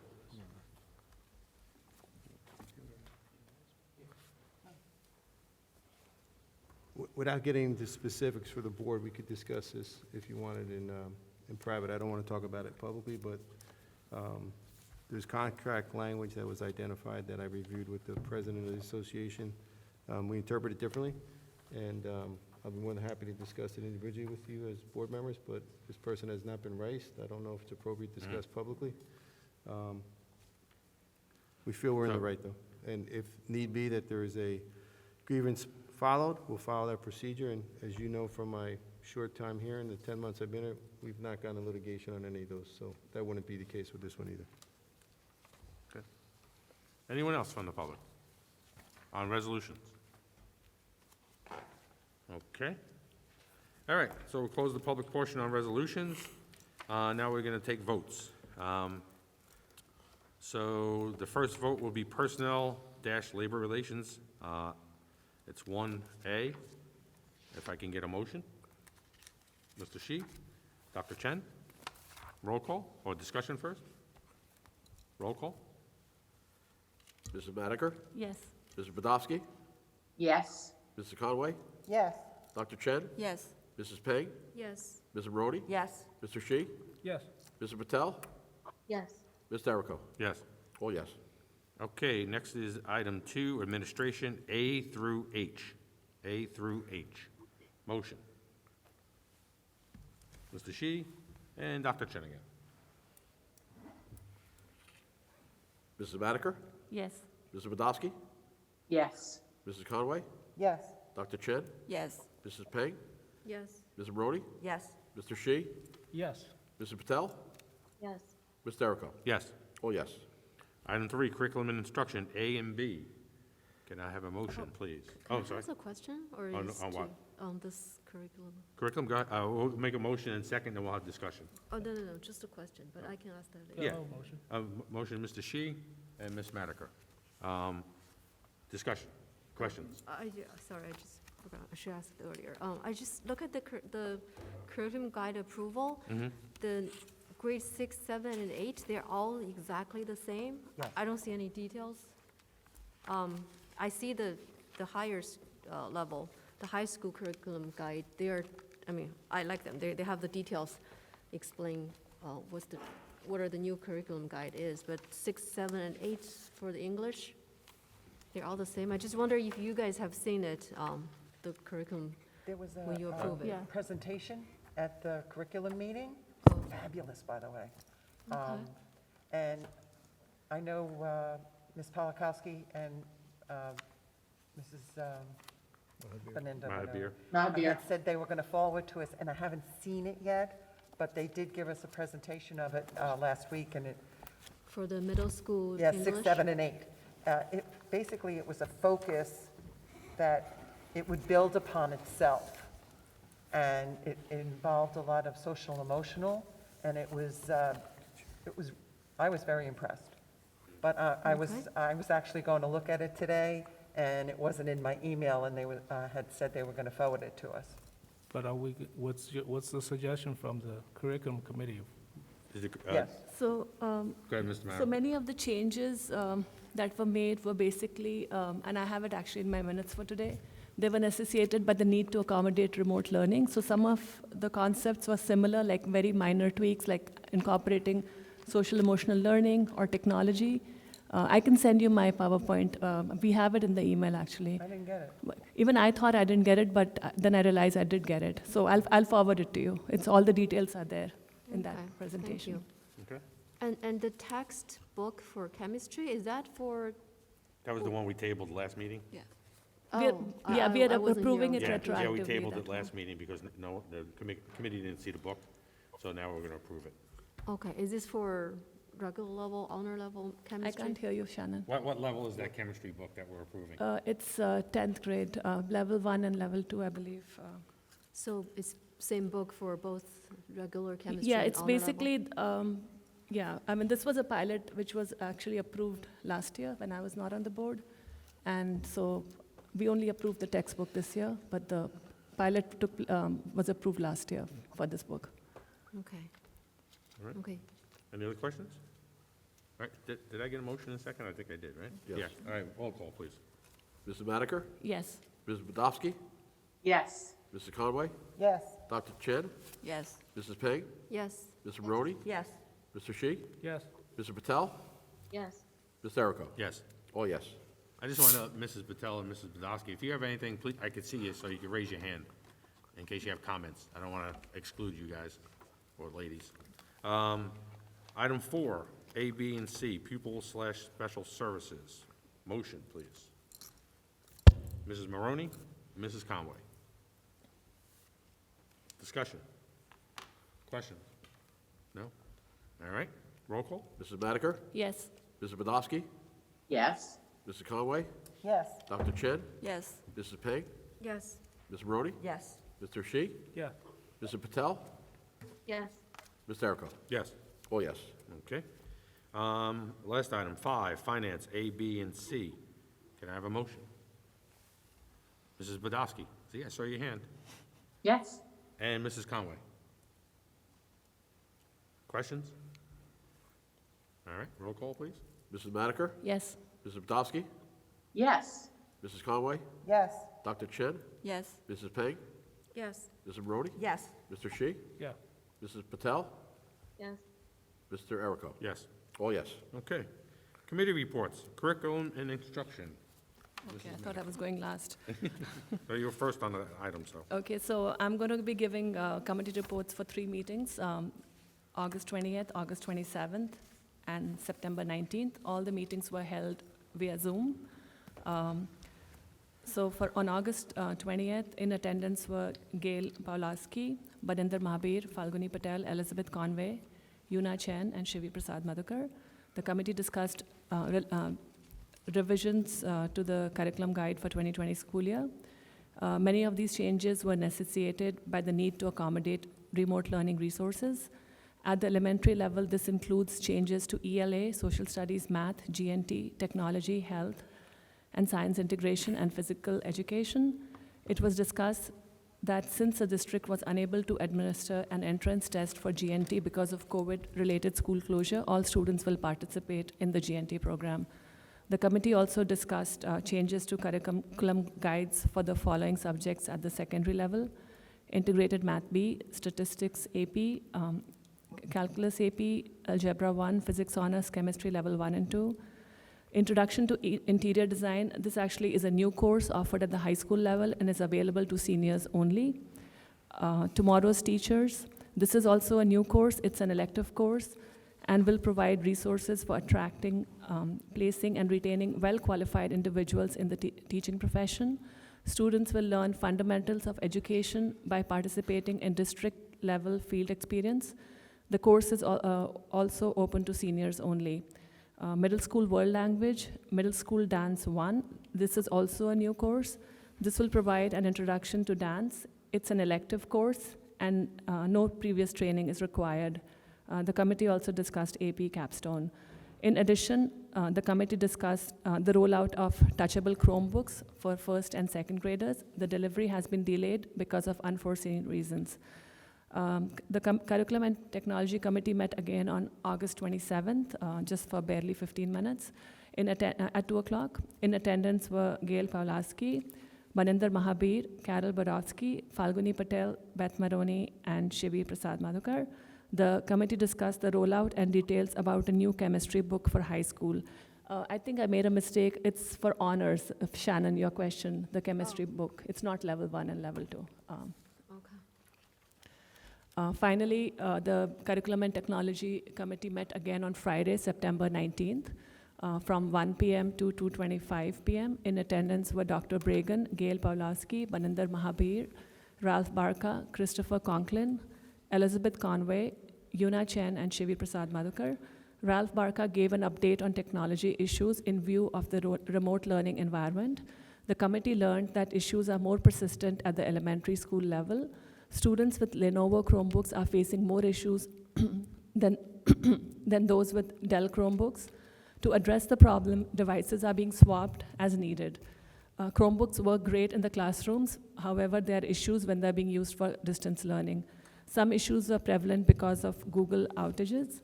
The committee discussed using backups such as Zoom and WebEx. In addition, the district had ordered devices earlier in the summer, which are going to be delivered on October 14th. This should alleviate some of the ongoing issues. Login for 7th grade math textbook was discussed. Multiple logins were not allowed, hence some students were not able to access their textbooks. The issue has since been resolved. The committee also discussed hybrid rollout from October 19th. The district is confident of providing in-person learning for those who choose in-person, unless the state changes some of the existing rules. The committee also discussed ways in which instruction time could be increased without compromising safety. This included discussion on block scheduling. In addition, a survey will be going out to parents in the next few weeks, asking about their preference for school attendance in marking period 2, whether they would want their children to study remotely or in person. The committee also discussed sending out another survey to parents to understand issues that are persisting and what is going on well, so we can continue to improve the experiences of our students. The committee discussed some curriculum revisions again. This includes business management, family consumer science, college composition and literature, English Language Arts for grades 6 to 8, and Career and Vocational Readiness. The committee discussed Psat Administration. Juniors will take it on October 17th. It's a Saturday. The test will be administered in person using CDC guidelines. Transportation will be provided to anyone who needs it. Psat for 8th graders will not take place in December. The test will be administered to them in January. No decision has been made whether it will be online or in person. If it is online, the test will not be used for placement. Finally, 10th grade will not be administered Psat in 2020. The administration will make a decision after the 11th grade Psat. It's likely that a test may be administered in January 2021. The school district will send out an informational letter as soon as a decision is made. The committee also discussed the need for hard copy textbooks. After being all day on computer, the students need a break from the screen. The committee discussed updating the website with names of all textbooks for all grades for informational purposes. Finally, the committee discussed the ELA pilot program at the elementary level. The committee was informed that it's no longer a pilot, but in a transition phase.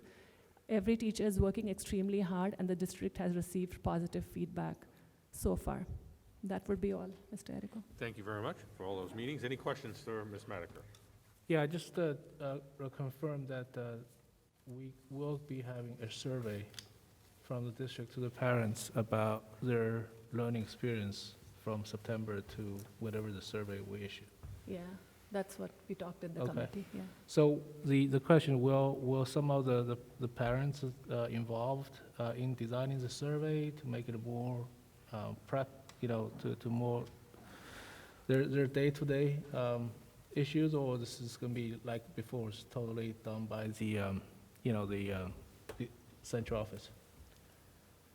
I mean, we didn't discuss the nuances of the survey, but the broad idea of figuring out what's working well and what's not working well, so that we could use the feedback to improve the experience for the students. But we still have to discuss the details, but we kind of agreed on having a survey administered. Yeah, because if you just people type in text, it's a little bit harder to analyze.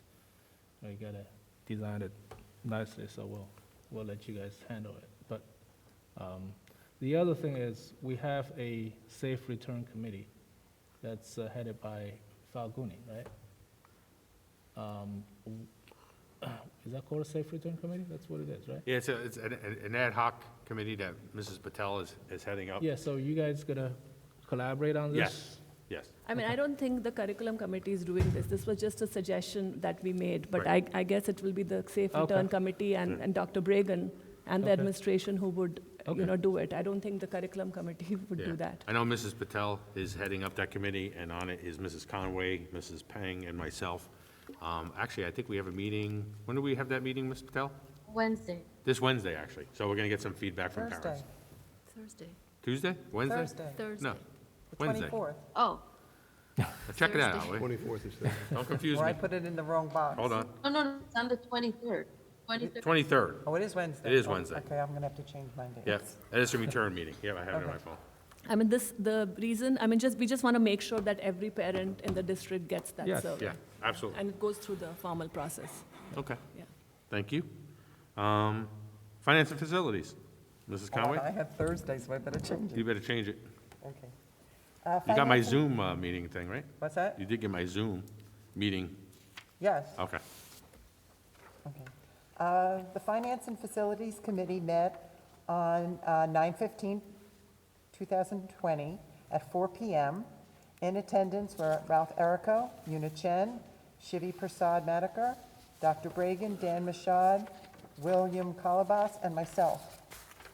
The committee discussed the purchase of the smaller thermal monitoring cameras to attempt to have them funded by FEMA aid. 14 machines would be ordered by 9/15, totaling about $40,000. The district had applied for public assistance for the COVID-19 expenditures. FEMA has provided the application and directions to apply for the federal aid. All COVID-19 expenses that were not funded by the CARES Act or the Digital Divide funding will be submitted for reimbursement. The committee confirmed their commitment to pay the bus contractors 60% of their contract amount for time that the district is providing remote instruction. And this is the same percentage that the district agreed to pay last year so far. The committee discussed, and this was an essential part of the meeting, the committee discussed the Lincoln School addition that had been allocated in the 2020-2021 budget. The committee instructed the administration to have the district's architect of record, USA Architects, prepare schematic drawings and a construction budget for the board to consider. The budget currently has about $6 million available for the project. In the event that the amount exceeds $6 million, the district's capital reserve account can be used to fund the balance. Number 5, the committee discussed the cricket pitch at Woodrow Wilson Middle School. Relocation and upgrading was considered. The district may want to initiate adding cricket as an organized sport for our middle and high schools. And the committee did ask if a survey could come out to see what interest there is at the middle schools and high schools. The committee reviewed the district's current building use policy and application. The committee instructed the administration to evaluate the fee schedule to ensure that the district is covering its costs of operating the school during the rental period. This was something that I had learned we were supposed to be doing on a yearly basis, and I asked Mr. Mashad to give us the actual costs of what we are expending by renting our facilities versus how much the people are paying. We instructed that we don't want to make a profit on it because everything that, they're using it for is advantageous, but we just want to make sure that we're not losing on it and that money have to come out of our general fund budget that we could be utilizing elsewhere. So Mr. Mashad is in the process of getting me that. The committee discussed the need to increase the technology staff to handle over 20,000 devices that the district currently provides to the staff and students. The administration is proposing an increase of 3 technicians. When seeing everything that's going on with all our technology, I don't know how it's possible that the number of men that are working right now could possibly do the job. So all kudos to them, and hopefully we can hire the additional help that we truly need. Dr. Bragan did propose a car allowance for the attendance investigators. The attendance investigators use their vehicles extensively in the performance of their duties. The figure that was discussed was about $3,000 annually, and Dr. Bragan will discuss the possibility of preparing a sidebar agreement to their contract with the ETEA. And being somebody new to the board, I never realized that how much was involved and that they were utilizing their vehicles, their insurance, their gas, their mileage. I know it was a change that was made a number of years ago to it. I don't know why they did it other than pensionable money, but the committee felt that this was something that we needed to move forward on. And the meeting adjourned at 5:25. Thank you. Questions for Mrs. Conway? I just wanted to just add one correction. Since I think I joined the meeting about 35 minutes late, and I left immediately because I joined through Zoom and everybody was in person, so I couldn't hear anything. So I would want to get my name, and I know that you gave me the private update. meeting. Sorry? Yeah, both gave of you a us had private another meeting, meeting but you later. missed. Yep. So technically, I was not present because I had another work meeting, so I I can't. saw your face. Yeah, Yeah, you were there for a while. Any other questions? so So- that's all. Okay. Yeah. Mr. Sheik? Yeah, Board President. So, Mrs. Conway, just for the first item, the $40,000, this is the one that we bidded before on the other smaller device? Yes, Okay. The question it was is- under the threshold. Okay. So the question is about the 3 technicians. I know we're overloaded with work. Is this 3 technicians a permanent headcount, or this is a temporary contractor? I had asked that question, but I don't think the technology is going anywhere, to be honest with you. So I can see it as a permanent fixture. We had talked about that. Correct. One of it entailed a dedicated helpline, as if you would, if you called Dell or a computer company where you have someone on the line to walk you through it. We don't have that set up right now, so one of those positions would entail that, and the other 2 would be more tech support and tech service. So these are permanent headcounts? Yes. All right. That was another question. All right, I guess that's it. Okay. Anything else? Oh, this Oh. is the other one, the cricket pitch. Yes. So we're gonna do I'm glad that this is finally on the agenda. We've been talking about this for a while. Yes, so We're gonna go out and get prices. we're gonna This get prices. What is the thing about the survey that you mentioned? We are serving the Participation. interest and see if Well, there's- I would like to, at the same time, get prices to Yes. see how much it's going to cost, but reach out to make sure that we have enough interest Okay. that we can prove, look, we're spending this money, but there's enough interest that it's worth the cost. Okay, thank you. All right. Anything else? I have another meeting. You have another meeting? Yeah. You gotta go now? No, you want me to start? Go ahead. I just have the special ed meeting. Oh, okay. Go ahead. I didn't have that on my agenda. Go ahead. Okay. On, the date of the meeting was 9/17/2020 via Zoom. It was the special ed committee meeting. At the meeting was Carol Badowski, Shivi Prasad, Falconi Patel, and myself, along with Dr. Conklin, Dawn Netzel, and Erin Madera, with those faces that I saw. I don't know if anybody else was there, so that's who I have.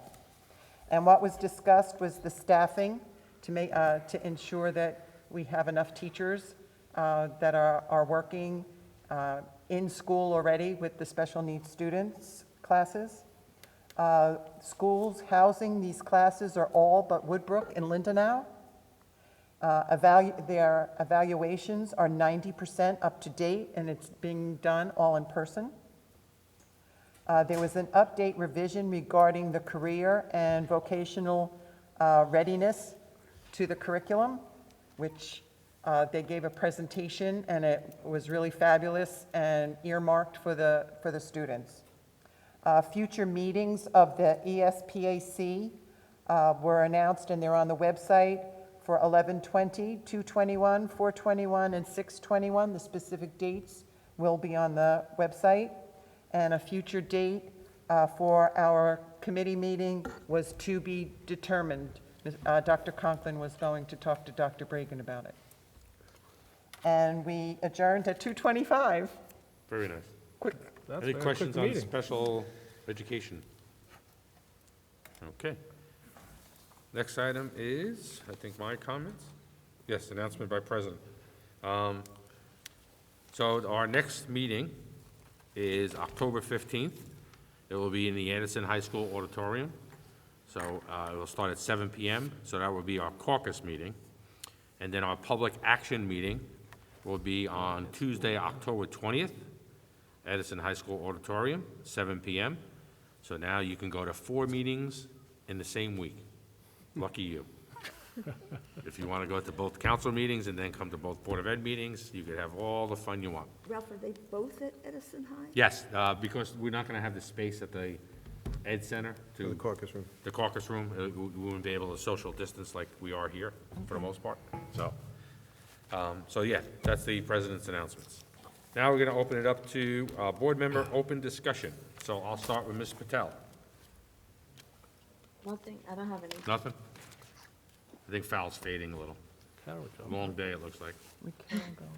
All right, Ms. Manica, anything? Just 2 questions that I forgot to ask at the curriculum meeting, and just something that parents have brought to me, that when you, so if, I know that we have a absence policy, or, parents can sign off a student if the student is going to be absent. However, what's the protocol for part-day absence? That's something we need to look into. Like, if you want to just be out for 2 hours if you have a doctor's appointment. And then second is, if in middle of the class, somebody wants to go to the bathroom, like, you typically raise go your and hand. go to the teacher and get a class pass. So is there a way to institute like a electronic class pass or something like that? And, yeah, so those were just two things that were, It's yeah. funny you say that. Call from, I don't know if it was a teacher or a parent, saying the kid took his Chromebook or Apple Oh, my God. into the bathroom with them. So we kind of, we want to discourage that, by the way. But hey, I got to give the kid credit. He didn't want to miss any part of the lesson, so kudos to him. So maybe you just, there's a way to just show a staff, just a general picture. We don't have to see you live, you know what I'm saying? So maybe just take a picture of yourself and post it that way. All right. Yeah, Just one more thing that I forgot. Somebody also asked me that what is the protocol if a teacher is absent? Do we have like a substitute teacher covering in, or it's just like you get a free period? I think right now we have people covering the periods, so if Okay. someone's absent, we do, that period coverage. But I'll look Okay. into that. I'll look into those other ones too. Good question. Okay, thank you. Mrs. Maroney? Yeah, my daughter is a special ed teacher in Piscataway, and right now I'm going over there every day to babysit for my granddaughter, who will be 1 year old on Thursday of this week. Happy birthday. And my daughter goes down to the basement to do her teaching, and she's on the computer and comes up at about 11:30 for lunch with a splitting headache.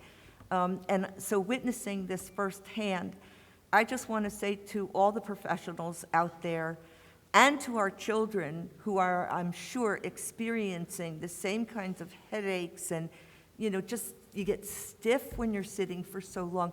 So I just hope and I pray that everyone is doing okay, and thank you to the parents and the staff for doing such a great job during this very difficult time. Thank you, Mrs. Maroney. Mrs. Pang, any open comments? No. Okay, thank you. Mr. Shi? Yeah, just two quick comments. It's I see some of the parents talk about the break time, especially for the high school. We only have like a couple minutes. If one teacher's like a little delayed, then, the other student go to the other class, they might get delayed, so they might get deemed for something like that. So if there is a possibility we can add 1 or 2 minutes into the schedule. Second is, for elementary school kids, right now the lunch, I think it's 1 o'clock. So it's a really long day for them to sit through. Is it possible we can add like a 5-6 minutes in the middle, like for a couple of periods, allow a snack time or something like that? Or we could even allow them to snack during the lesson. I think they are. They probably are, A lot of them yeah. do. Well, yeah, I mean, that's something that, We could look at both of that. As a matter of fact, I think it came up with the administrative team. Okay. And the other question is about, today we're not talking about what's going to happen on October 19th, right? So we're going to have our meeting before that. So there's a concern from the parents is the instruction time on the hybrid schedule.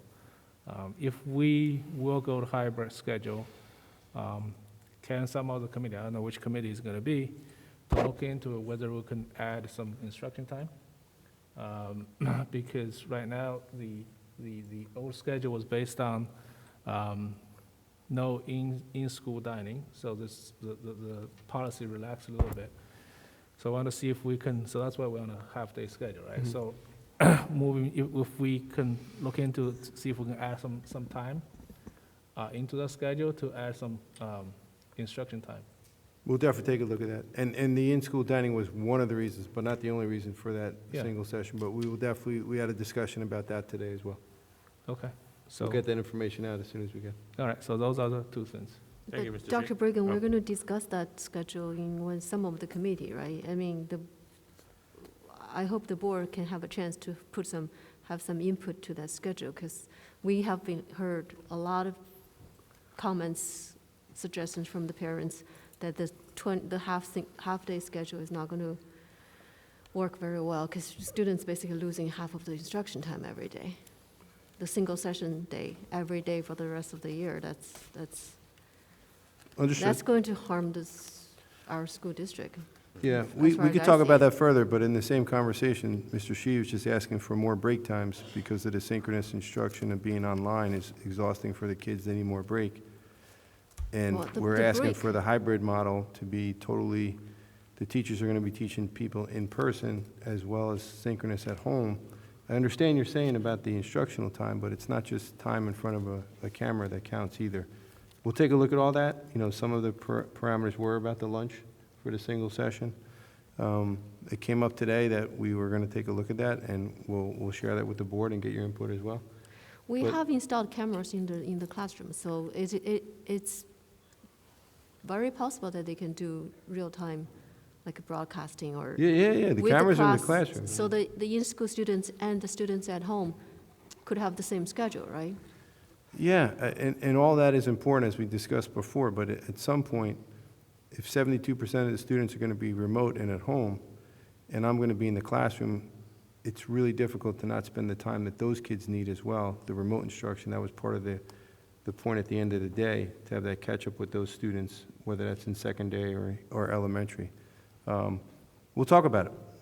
We'll take a look at it. The administrative team had some concerns and questions today as we're getting close to pivot to that remote schedule, hybrid schedule. And we'll take the board's input as well. Okay. And I just, as far as I heard, I'm not sure this small group session for middle, at least for middle and high school, I haven't heard much about it. I don't know anybody is doing it, any students is doing it. I haven't heard even one single case that the students sign up for it. Okay. Just so you know. I'll get more information on that. I'm hoping that it is being done as we had spoken about, and I'll report back out. Sorry, one thing I missed. Talking about the schedule, is it possible we can consider block schedule? I would say at this point, no. We don't have the time to make that change at this point. No, not for, if we're talking about hybrid. If Yeah. we come to hybrid, is it possible we can talk about block schedule? I mean, I'll discuss with the administrative team, but they've scheduled already. They've gotten students from the interest surveys for the marking period as far as who's coming in and who's not, to then pivot to block is a totally, you're going to throw out everything that we have in place now. So the short answer is no, but I'll look into it. How about for marking period 2? Block schedule? Yeah? Would that be then block schedule is when we come back full-time? I mean, that's a huge curricular change. I'm not saying that we shouldn't or maybe couldn't do that moving forward, but to do that now in a short notice, I don't think is the I best mean, we way to had do done it. it for the last year, we moved to blocks. I mean, even though it was not, it was asynchronous, we did do block scheduling then. I mean, one day the kids were doing math and science, the other day they were doing, so basically we had, I mean, I'm talking at the high school level. The remote schedule. Yeah, because elementary doesn't matter whether it's block or not, because, it's the same teacher, so the teacher can adjust and accommodate. However, for middle and high, if there is block scheduling, then you can give more time to every period or every subject. So, otherwise, I mean, maybe we can try it for marking period 2. I do How understand. about third and fourth? I mean, I think, Third and fourth period. I think at some, Instead of marking period 2 is coming pretty Right, quickly, quick. right? So, November I don't know, 13th. just something that's thrown out there. Yeah, Well, consider. you brought that up at The the curriculum curriculum committee, meeting. yes, I did bring that And you up. had asked Ms. Polakowski, and she had said she would look into Yeah, it, but yeah. she didn't know the feasibility of it until she actually looked into it. Yeah, Because it's yeah. a completely different, Yes, it Right, is. Yeah. totally different. It is. well, that would be my concern, that a move to block schedule, which many schools have done in their traditional schooling when we're on-site and in person, to do that now when we're going to pivot to hybrid, then hopefully at some point this year come back to full-time in-person instruction, I think it's a heavy lift for the teachers to put all that in at once, because a block schedule is not just more of a time on an every other day basis, it's a change in an instructional paradigm, going from a 45-minute to an 85-minute block. Instruction has to be different, the curriculum pacing has to be different, and we actually did that in a school in which I worked, and it was a process, though it took a year of planning and development of the schedule and then also of the staff. So I'm not opposed to it, Mrs. Matagor, but I don't know if we could pivot that quickly, but we'll take a look at it. So just one more solution or suggestion, if not everybody is doing a class during study hall, can the study hall time be used to increase the class time? We'll take a look at it. I don't know If that we're schedule going off to the do top of the my head. single session, then there's no study hall time. There, for high school, there is study hall. For a single day session, that will be like 20 minutes. Oh, that's a good, Yeah. I'll have to take a look at that. Right. Right now, there is. That's 20 minutes, but yeah. even you distribute the 20 minutes to every period, that's only, We could use that for snack time. Okay. Mrs. Conway? I'm excited. Well, you got nothing to say? Yes, I have something to say. Ah. I just wanted to let you know that we have an employee in Edison School District that on October 15th will be turning 100 years old. God bless her. Her name is Evelyn Kiss, and her birthday is October 15th. Does that ring a bell? That's our caucus meeting at Edison High School. And kudos go out to Ms. Kiss, and I think we should make something special, and Dr. Bragan has told me that he would look into something, but at the same time, if anyone in the district would like to send good wishes to Evelyn, if they send a card to the Board of Ed, I will make sure that she gets the cards of appreciation for being such a responsible and wonderful person. I can't imagine working till I was 100, like, I didn't even make 70, so, but working to 100, and she loved every minute of it and working with the children. And I think we should make a special attempt to show our appreciation of her because of that. Totally agreed. And maybe we could do a resolution, Dan, framed and all that kind of good stuff to recognize her for her 100th birthday and working in the school district. And it's Evelyn Kiss, K-I-S-S. Send Dan an email. Put it in writing. Put it in writing. Put it in an email so we got the right spelling. All right? She works here at JP Stevens, I understand, as a lunch aide, I believe. Yeah. Yeah. Chartwell's. What? Chartwell's. Chartwell's, oh, she works for Chartwell's, I'm sorry, she don't work for us. Anything else, Mrs. Conway? One more thing? I just want to say, and we can't say it enough, I'd like to thank all the teachers, students, and parents that have given such a phenomenal effort to what we're trying to accomplish through this pandemic. As I speak to teachers and hear from them that they're working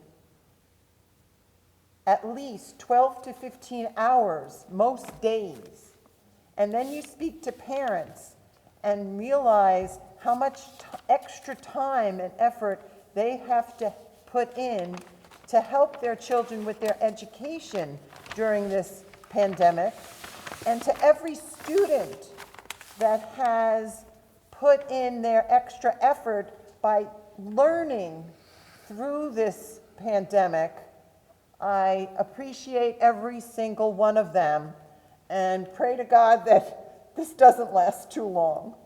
Agreed. Thank you. Dr. Chen, anything? No. No? Okay. Just to echo, I think everyone's, appreciation to all our staff members, from our custodians, to our facility managers, to our paraprofessionals, to our lunch aides, to our Chartwell employees, to the teachers and administrators. This is not easy, and as you know and see and hear, we are doing a much better job than we did back in March, April, May of last year. With the amount of PDI, also want to give some kudos out to our staff development team. I read those morning brews every morning, and I think they're fabulous, and with the ideas they come up with, and then working with our staff. So I would like to thank everyone out there, from the top to the bottom, from the bottom to the top. Thank you for everything. Also, one thing Mrs. Conway didn't mention was that we had a meeting, Mrs. Conway and I were invited to a PTO meeting at Herbert Hoover. It was roughly about 50 parents on a Zoom meeting. Yes. Yes, so it was a great turnout. Not one complaint about how things are going. Yeah, technical issues like, Optimum's down, Google froze or something like that, but nothing that we are in control of. As far as the instruction goes, 1,000% better than last year. Their only concerns are how are we moving forward, like Mr. Shee said. October 19th, what's that gonna look like? How's busing gonna look? How's this gonna look? Are we gonna get another survey for the second market period to allow us to get another choice to come back or not? We said, yes, that will come out from the administration. They were not totally sure if they can come back now and change their mind, and the principal there, Mr. McGrath, who did a great job, said whatever you decided on August 2nd, you have to stick with through the first marking period. Somewhere, I would think, in the middle or end of October, a survey will go out again, similar, or if not the same as the August 2nd one, and say, listen, what's your choice for the second marking period? And then we'll move forward from there. But it was an excellent meeting. Mr. McGrath did a great job. The parents were happy. There were really no complaints about anything in particular about instruction or teachers not being online or not being there when their children needed them, and that was a good thing. So I just wanted to mention that. And so thank you to Mr. McGrath for having that great PTO meeting, or I'm not sure if they're PTO or PTA. Oh, Oh, PTO. And Ms. Conway, I'd just like to clarify something. When I say teachers, you mean everyone. I mean Paraprofessionals, everyone. right. Paraprofessionals, aides, secretaries, Yep. Nurses, Yep. principals. Absolutely. Because they're all part of that teaching of our children. And I consider them all, I don't say top to bottom either. They're all equal in my mind. Absolutely. And I wanted to make sure that they understood Thank I you. wasn't specifically talking about the teachers. Yeah, we lost Carol for a second, but I think Mrs. Badowski, you want to say something? Yeah. Yeah, I did. And one group that Mrs. Conway, I think, forgot about, it, although she visited them on their first day, I'd like to welcome aboard our new hires. This has to be terrifying as a beginning teacher. In this crazy world, you have found the best place to get through the storm. But also, thanks and congratulations to our retirees. Enjoy yourselves after a job so well done.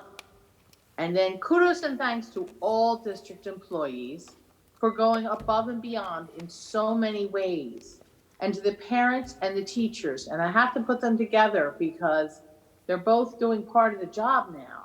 And as overwhelming as it is for the teachers, it's even more overwhelming for the parents.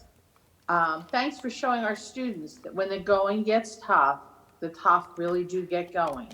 But that you are there for them to learn, facilitating them as they take the lead. But most important, I want to reach out to the students of Edison. Wow, you are amazing. I am so proud of you. You are learning and accomplishing more than you know. Distance learning, innovation, independence, and adapting to changes around you are making you into the best you can be. Nothing less than excellence. That's all. Thank you. Okay, we're gonna, One quick thing. I'm sorry. So, folks in the audience, they're outside near the agenda. There's some boxes of, a lot of little, what you call it? Hand sanitizer. Hand sanitizers, Like this. yes. So Mr. Shee didn't give me one. That's made by one of the, Now I got one. yeah, one of the JP student who is a 10th year student. So what you do is a little thing, and you hook it over here. And this is what's supposed to do is you can put on your lanyard or on your purse. So this is Naomi Kuo, a 10th grader from JP. So when you go out, and make sure you take one, all right? Thank you to Naomi for whatever she has done to help everyone. Thank you. Great job. Thank you. All right, now we're going to open up to public comments on anything anything you would like. Some faces I'm going to recognize and call you by name. Others I'm just going to say ma'am or sir. So again, 6 minutes, please be respectful. And we'll start with the ladies first. So I think Miss White. Come on up. Mrs. White, I'm sorry.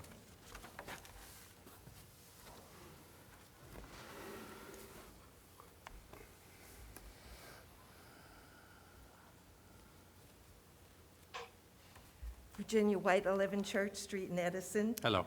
Hi, how are you? You can take that off if you like. Yeah. Thank you so much. You're at least 10 feet They're apart. so hard to breathe, and it makes your nose itchy, Yes. too.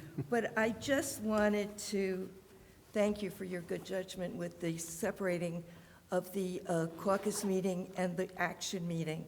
Just like you said, Mr. Errico, you need that time to review you cover a lot of ground at those caucus meetings. And I think with the personnel agendas in particular, last month we hired a new HR person. I don't know him, but it was at a higher salary than the previous. And I know that how careful we are with, qualifications and experience. So, but I do think they do need to, just check things out as they come up. I did want to say thank you to Ralph Barca and that great team. They're working so hard, and I'm nervous. No need to be. And lastly, special needs. We had those 3 moms come up last meeting, and they were so concerned and so frustrated, and they were so compelling. I thought possibly at these meetings, maybe there could be a representative from the different departments, so that they could address these questions. Those poor ladies were so upset, and you did your very best to try and help them. I know you did. So, maybe it's a thought, Okay. okay? Perfect. And that's it. Thank you, Mrs. And thank you White. very much. Thank you. Very well done. You did fabulous. Yeah. Mrs. Wise?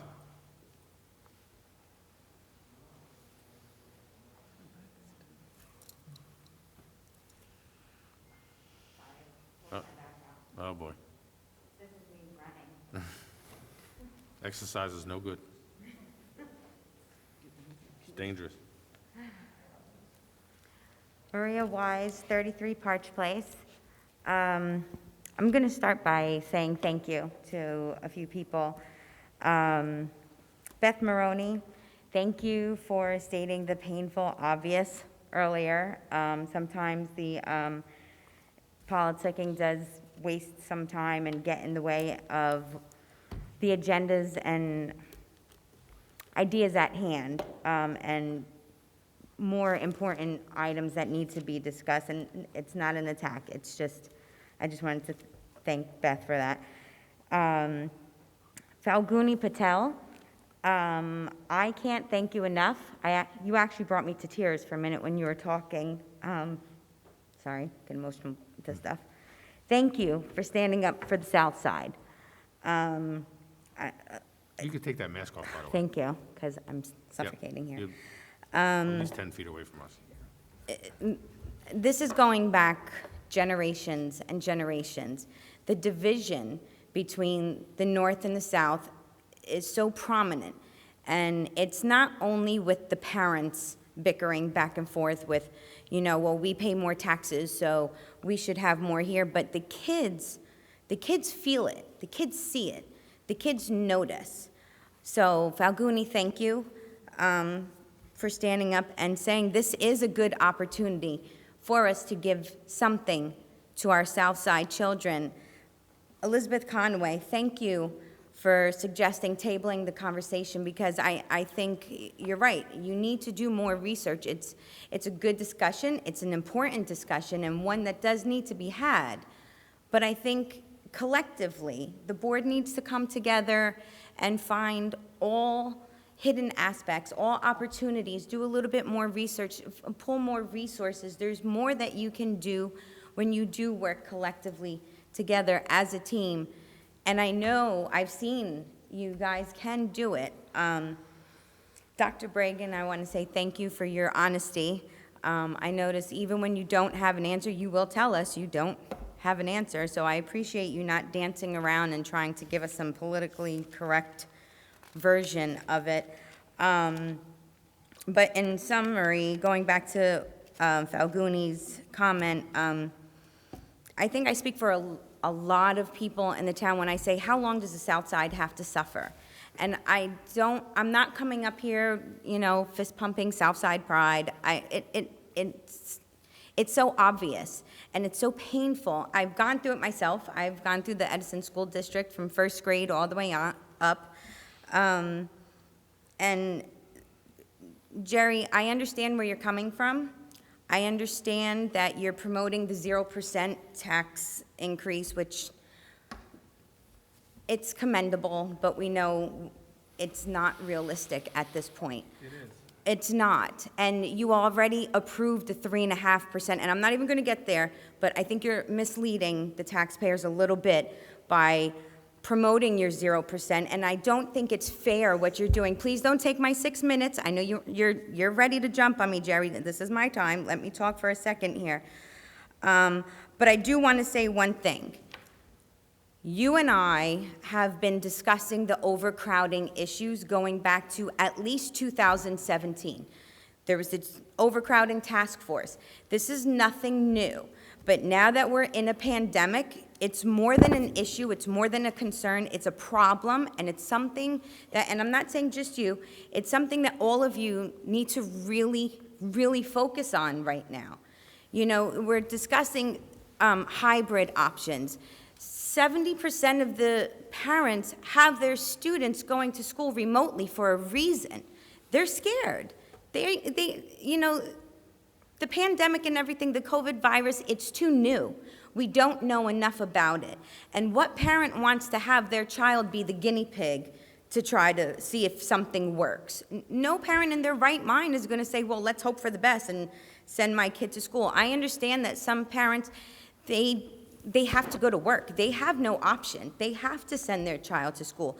But I do think we can do better, and we need to do better. And when you work collectively, yes, I know you can achieve this. And Jerry, I just have to say, regarding Lincoln School, the audacity of you trying to take the funds away from a school that has become a fire hazard at this point. The school is unsafe. Your children are grown and they've graduated, but all I can say is I'm pretty sure as a parent, you would not feel comfortable sending your child to Lincoln School in the situation that it's in. It's not right. It's not right to the staff. It's not right to the faculties, the teachers, the students, the janitors, none of them. It's just, it's from pure negligence over the years that we've even gotten to the point of where we are. And I don't say negligence as I'm pointing the fingers to the boards here. It's, again, collectively across all of the boards in Edison, between the planning board, zoning boards, everybody involved. Shame on them for not thinking of our children first, excuse me.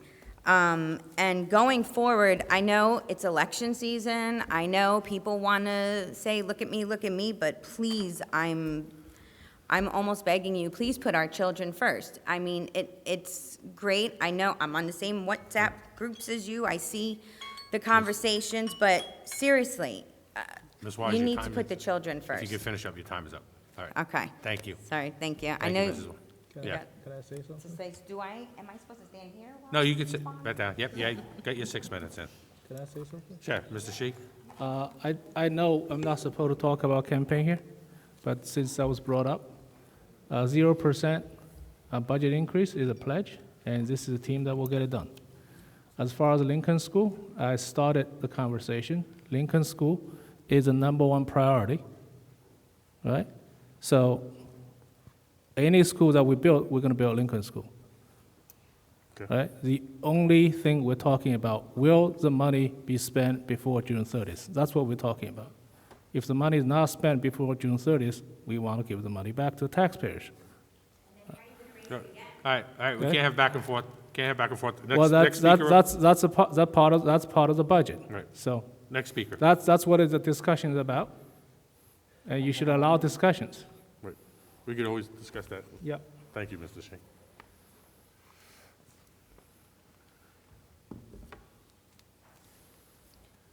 Good evening, Dr. Bragan and board members. Padmaja Chinta from Edison. I first wanted to just note, over the summer, like many parents, I was one of the parents who wrote to the district expressing many concerns about the quality of remote learning. And 2 weeks into the school year, I must say I'm pleasantly surprised and actually relieved at the amount of progress compared to the last marking period. So I do want to echo what everyone has said. Thank you so much to all the teachers and the district personnel for devoting the time and effort needed to make this better. So really appreciate that. And I know the district is still working on ironing out some of the kinks in the systems, and maybe already aware of some of these issues, but I just wanted to highlight a couple of them.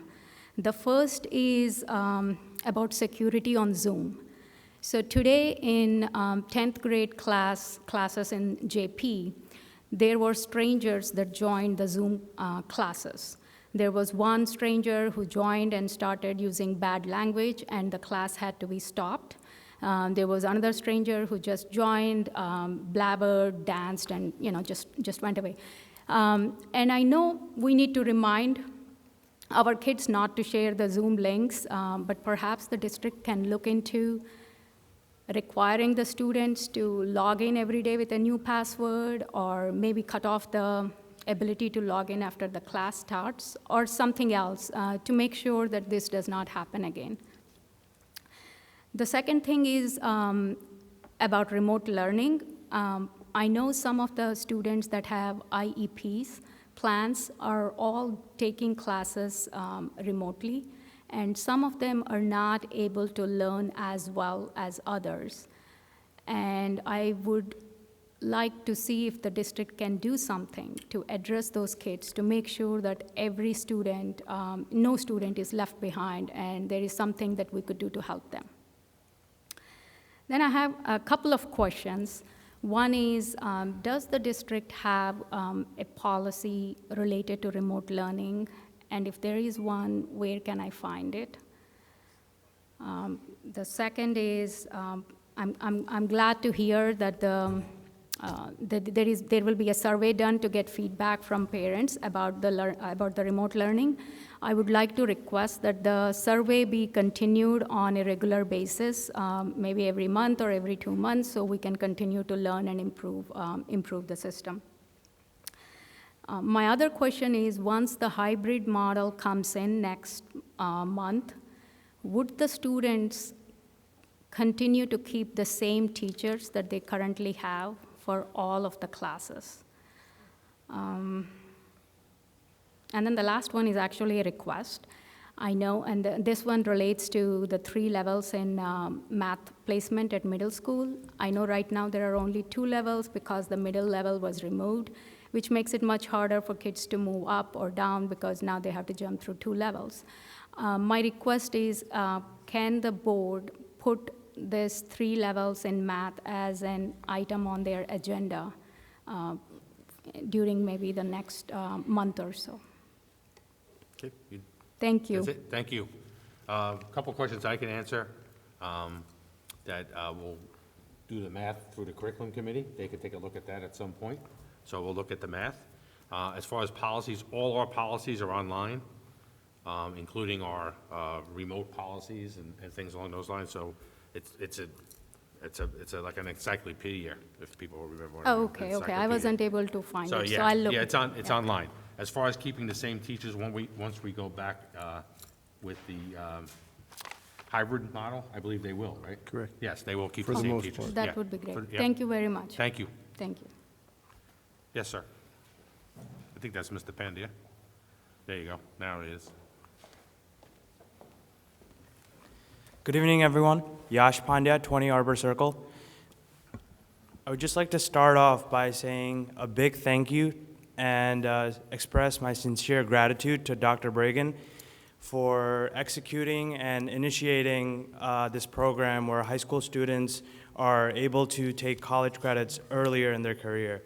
I can truly resonate to this because I attended Middlesex County Academy growing up, and being situated in the campus, we had that opportunity to take college courses earlier on. And I'm happy to see that this same level of strategy can be executed for Edison Public School students as well, because I myself have seen the fruits and the true value that this pays off in college. The second point that I would like to bring up is recently I attended the planning board meeting that our council had hosted.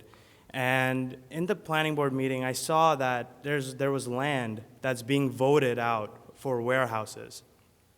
So my request is, for all BOE members, is to please liaison with our council members, our planning board, our mayor, and see if this land can be useful for our students, whether it's multi-purpose, academically, or recreationally. There is land available in Edison, and I truly, and I request, and I plead you all to please see if this land can be utilized for the purpose, for the betterment, for even overcrowding issues that we face for our students. Please, and thank you. Thank you very much. Yes, Mr. Craiglow.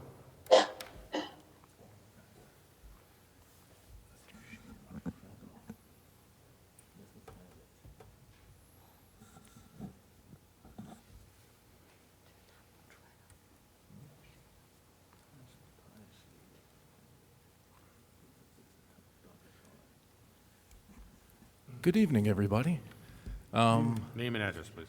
Ernest Craiglow, Edison, New Jersey, Thank you. graduate of Lincoln School, Gerald Young, thank you. Was it overcrowded back then? Not like it is today. Okay, I don't want to take up your time. Some things have changed. So I had a couple things I wanted to bring up. Speaking to a parent from Lincoln School, and you may have mentioned it, but I was having a hard time making out some of the information. Their first grader had an iPad and said that the charge in the iPad cannot be maintained. So basically, the iPad was draining before the end of the school day, even with the charger plugged in. So I was wondering if something happened, if it was swapped out, or... Another question is, you mentioned when they go to the hybrid, students in the elementary schools would eat breakfast in the classroom. Is that going to happen? And if it is going to happen, how can we assure that the students and the teachers will have a safe environment, disposing of garbage, removal of masks? Another thing I was thinking about is it was mentioned that we're going to have an undisclosed location for students with temperature. And I started to think about a scenario where two students have a fever, one may have a COVID virus, the other one might just have a fever. But if we bring them into the same room, now we're exposing the kid who just has a fever, and we're, putting them in the elements. So I was wondering if there was any more specifics on the undisclosed location. Someone mentioned the safety of the Zoom and the Google Meets. I think that in this day and age, it wouldn't be, that difficult to, maybe for the providers, to produce more firewalls or passwords. I'm a teacher myself, and I had a student who was in my Google Meets. I was able to just kick him right out, but, I don't know, there's got to be a way, I think about that, what's that called, that when the bank sends you a text message or something and you got how many street lights are in the, forget what it's called, but something, to assure that we don't have strangers coming into our children's classrooms. And that's all I have. Okay. Thank you. Thank you. Ralph, can I answer his first Yeah, sure. question? So basically about iPads, you're absolutely right. We heard about this in the curriculum committee, and I didn't add it in because the minutes had become already too long. So basically, about 2 years ago, the district actually had decided to move away from technology at the elementary school, so we never bothered really changing the iPads. And we didn't know we were going to be hit by this pandemic, and now we have to kind of go back to using technology for learning. And the tablets that I talked about, the HP tablets or the HP Chromebooks, which can actually be used as a tablet as well as a laptop, that delivery got delayed because it was held up at the customs. And we are getting that delivery, I believe, by October 14th. And all those iPads will actually be swapped with these Chromebooks. Yeah. Thank you so much. You're welcome. Anything else that? Yeah, on the breakfast, Mr. Craig, we haven't made any decisions on that. The breakfast before the pandemic, they did have the breakfast, take it to the classroom, meet it in the classroom. I'm not sure how we're going to do that moving forward, or if we would do that for safety reasons, as you said. What I said, I think, was the lunches. Now it is potentially an option if you get the 25% or less capacity, but we haven't made a decision on that. The isolation rooms for someone that has a temperature, each of the schools, we've developed 2 locations for the reasons you just said. You don't want 2 people in the same room at the same time. So hopefully that, if we have more than 2, I don't know, we'll have to figure something out with that at the same time. And then as far as the Zoom and the Meets security, it's something our tech people are working on. But as one of the parents, I think, said earlier, that when a student shares their link, it's hard if, you're not supposed to do that. You have that one link for the meeting, and they share it with someone who shouldn't be there. The teacher has to monitor that and get them out. But there are some other security things that Mr. Barker's working on. Yeah, but almost like, one link per student. Yeah, there are things we can do. We're working on it. Yep. Thank you. Yes, ma'am.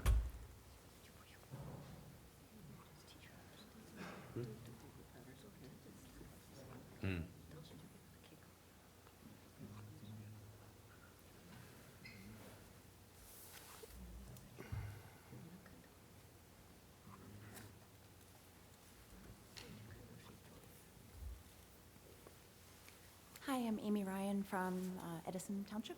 Okay. Wanted to echo the comments from a lot of the other speakers. Thanks, everyone, the board, Dr. Bragan, the teachers, paras, all the staff for a great start to remote learning. Really excited how things are going so far this year, so I know a lot of work was put into it, and we're grateful in our family, so thanks again. Wanted to ask a couple follow-up questions from my previous attendance at the meetings. I was wondering if the remote learning plan has been approved by the state of New Jersey, my first question. Number 2, if so, what information has been conveyed to the child study teams regarding allowing paraprofessionals, since that had been excluded in a lot of students' IEPs? And the third is, there's been a lot of discussion about teachers receiving training for remote learning and how to handle the technology. Is there similar training going on for the support staff, such as the paras as well? So number 1, was the plan approved? Number 2, when can we remove that exclusion from the IEP? And third, what training is going on for the staff members? Thank you. Thanks again. Dr. Bragan? You asked tough questions, Amy. The approval official, I have not received confirmation. I know we were on a county meeting on Friday with the executive county superintendent, and none of my colleagues have in the county either. But we've all submitted our plans. In Middlesex County, I believe everyone except East Brunswick is totally remote presently. We are, except for our special needs programs. The paraprofessionals, regarding them being in the IEPs and in the classes, they are permitted in the classrooms, as we talked about that. We did put in that waiver. Again, I haven't heard feedback, but we're operating under the premise that we are permitted to do that, and we are. As far as the individual IEP changes, I would reach out to the case managers if that needs to be adjusted. As parents have a right to do that for their children. Yeah, so Request that far I've meeting. had no luck with it, so I don't know if there's any further direction that the child study team can receive on that, so, You could follow up with me. okay, thank you. And then the training, we're still working on the training for the support staff, and as much as we can with our PD days and things like that, provide support for them on how best to work with the technology to support our students. That's great. Thanks so much, really appreciate it. Thank you, Ms. everyone. Ryan. Anyone else? I'm going to assume Mr. Baker's going to, oh, this young. I'll talk quickly. All right, good. You can come down, I'll be quick. Since when? Oh. Say a nice thing about Elizabeth Conway. Brett Baker, Grandview Avenue, Edison. Couple of easy ones, hopefully. One, I don't think I'm going to get an answer of this, but do we have a status of the lawsuits that are pending with the busing companies? Still, yeah, we can't comment publicly, but it's being worked on. Still being worked on, Yes. great. I just know there's a lot of concern that Yes. when we do return, Right. if this has the possibility of creating ill will and further eroding trust in a transportation system already. So glad to hear that it's still being worked on. The 2 other things I just want to questions about is what is the process by which we're communicating with families key important deadlines and information coming up that's stuff that's typically about moving to next grade. So I'm thinking of things with the move to online voter registration, have we publicized that to our high school students who are 18 plus? I see a date for the high school PSAT, but not sure about the date for the PSAT 8-9, and so just curious when that information is going to be communicated, and then also just wondering, because late October, early November is usually when a lot of our magnet schools start doing their admissions tests and stuff like that. And so I trust that those schools will be communicating that information, but just curious for parents who are waiting for that information, what is the path that they might expect that information to come from? Okay, thank you. Dr. Bregan? Yeah, we try to get most of the information out via our, our email system, put it on a website. If it's something that's important in a timely manner, we'll use the robocall messenger system too. But, those are things you mentioned that we got to be on top of and try to get that information out, in a timely manner, and we'll do that. If any parent has a question, contact their school, teacher first, administrator, then you could always contact our office, and if we missed something or we haven't gotten it out there, we'll get it out there. The 8th and 9th grade PSAT, we're working on that date. We don't have that yet. As soon as we get that, we'll put that out there. Miss?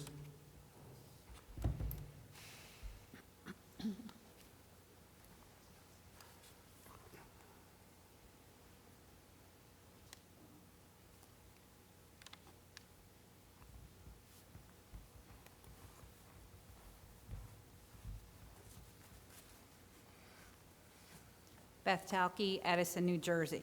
Do we have a written protocol or steps going back with the hybrid model, per se, if somebody, staff or student, got sick in school with COVID, to notify school, what would happen with quarantine, so forth, parents? Do we have that in place yet? And also, are, piggybacking off the safety issues with like the cleaning in the school and the protocols and stuff, is that written? Does all the staff and all the buildings have access to that, what the plans are, what the steps are for cleaning and so forth, like the nurses and everything? Does, everybody in the staff yet have what those protocols will be? Thank you. That's it. Thank you. Dr. Bregan? Yeah, we have both of those, Beth, on our line, online. It's Pandemic Policy 1649, I think, if you go through it. It has all the protocols for, should somebody be positive and things like that, the contract tracing expectations. And then within that is also the cleaning manual that was put together by our facility manager with all the cleaning protocols and expectations. If you can't find it, let me know. Anyone else? Mr. Ross, you're going to be quiet tonight? Thank you. Thank you for coming out, Mr. Ross.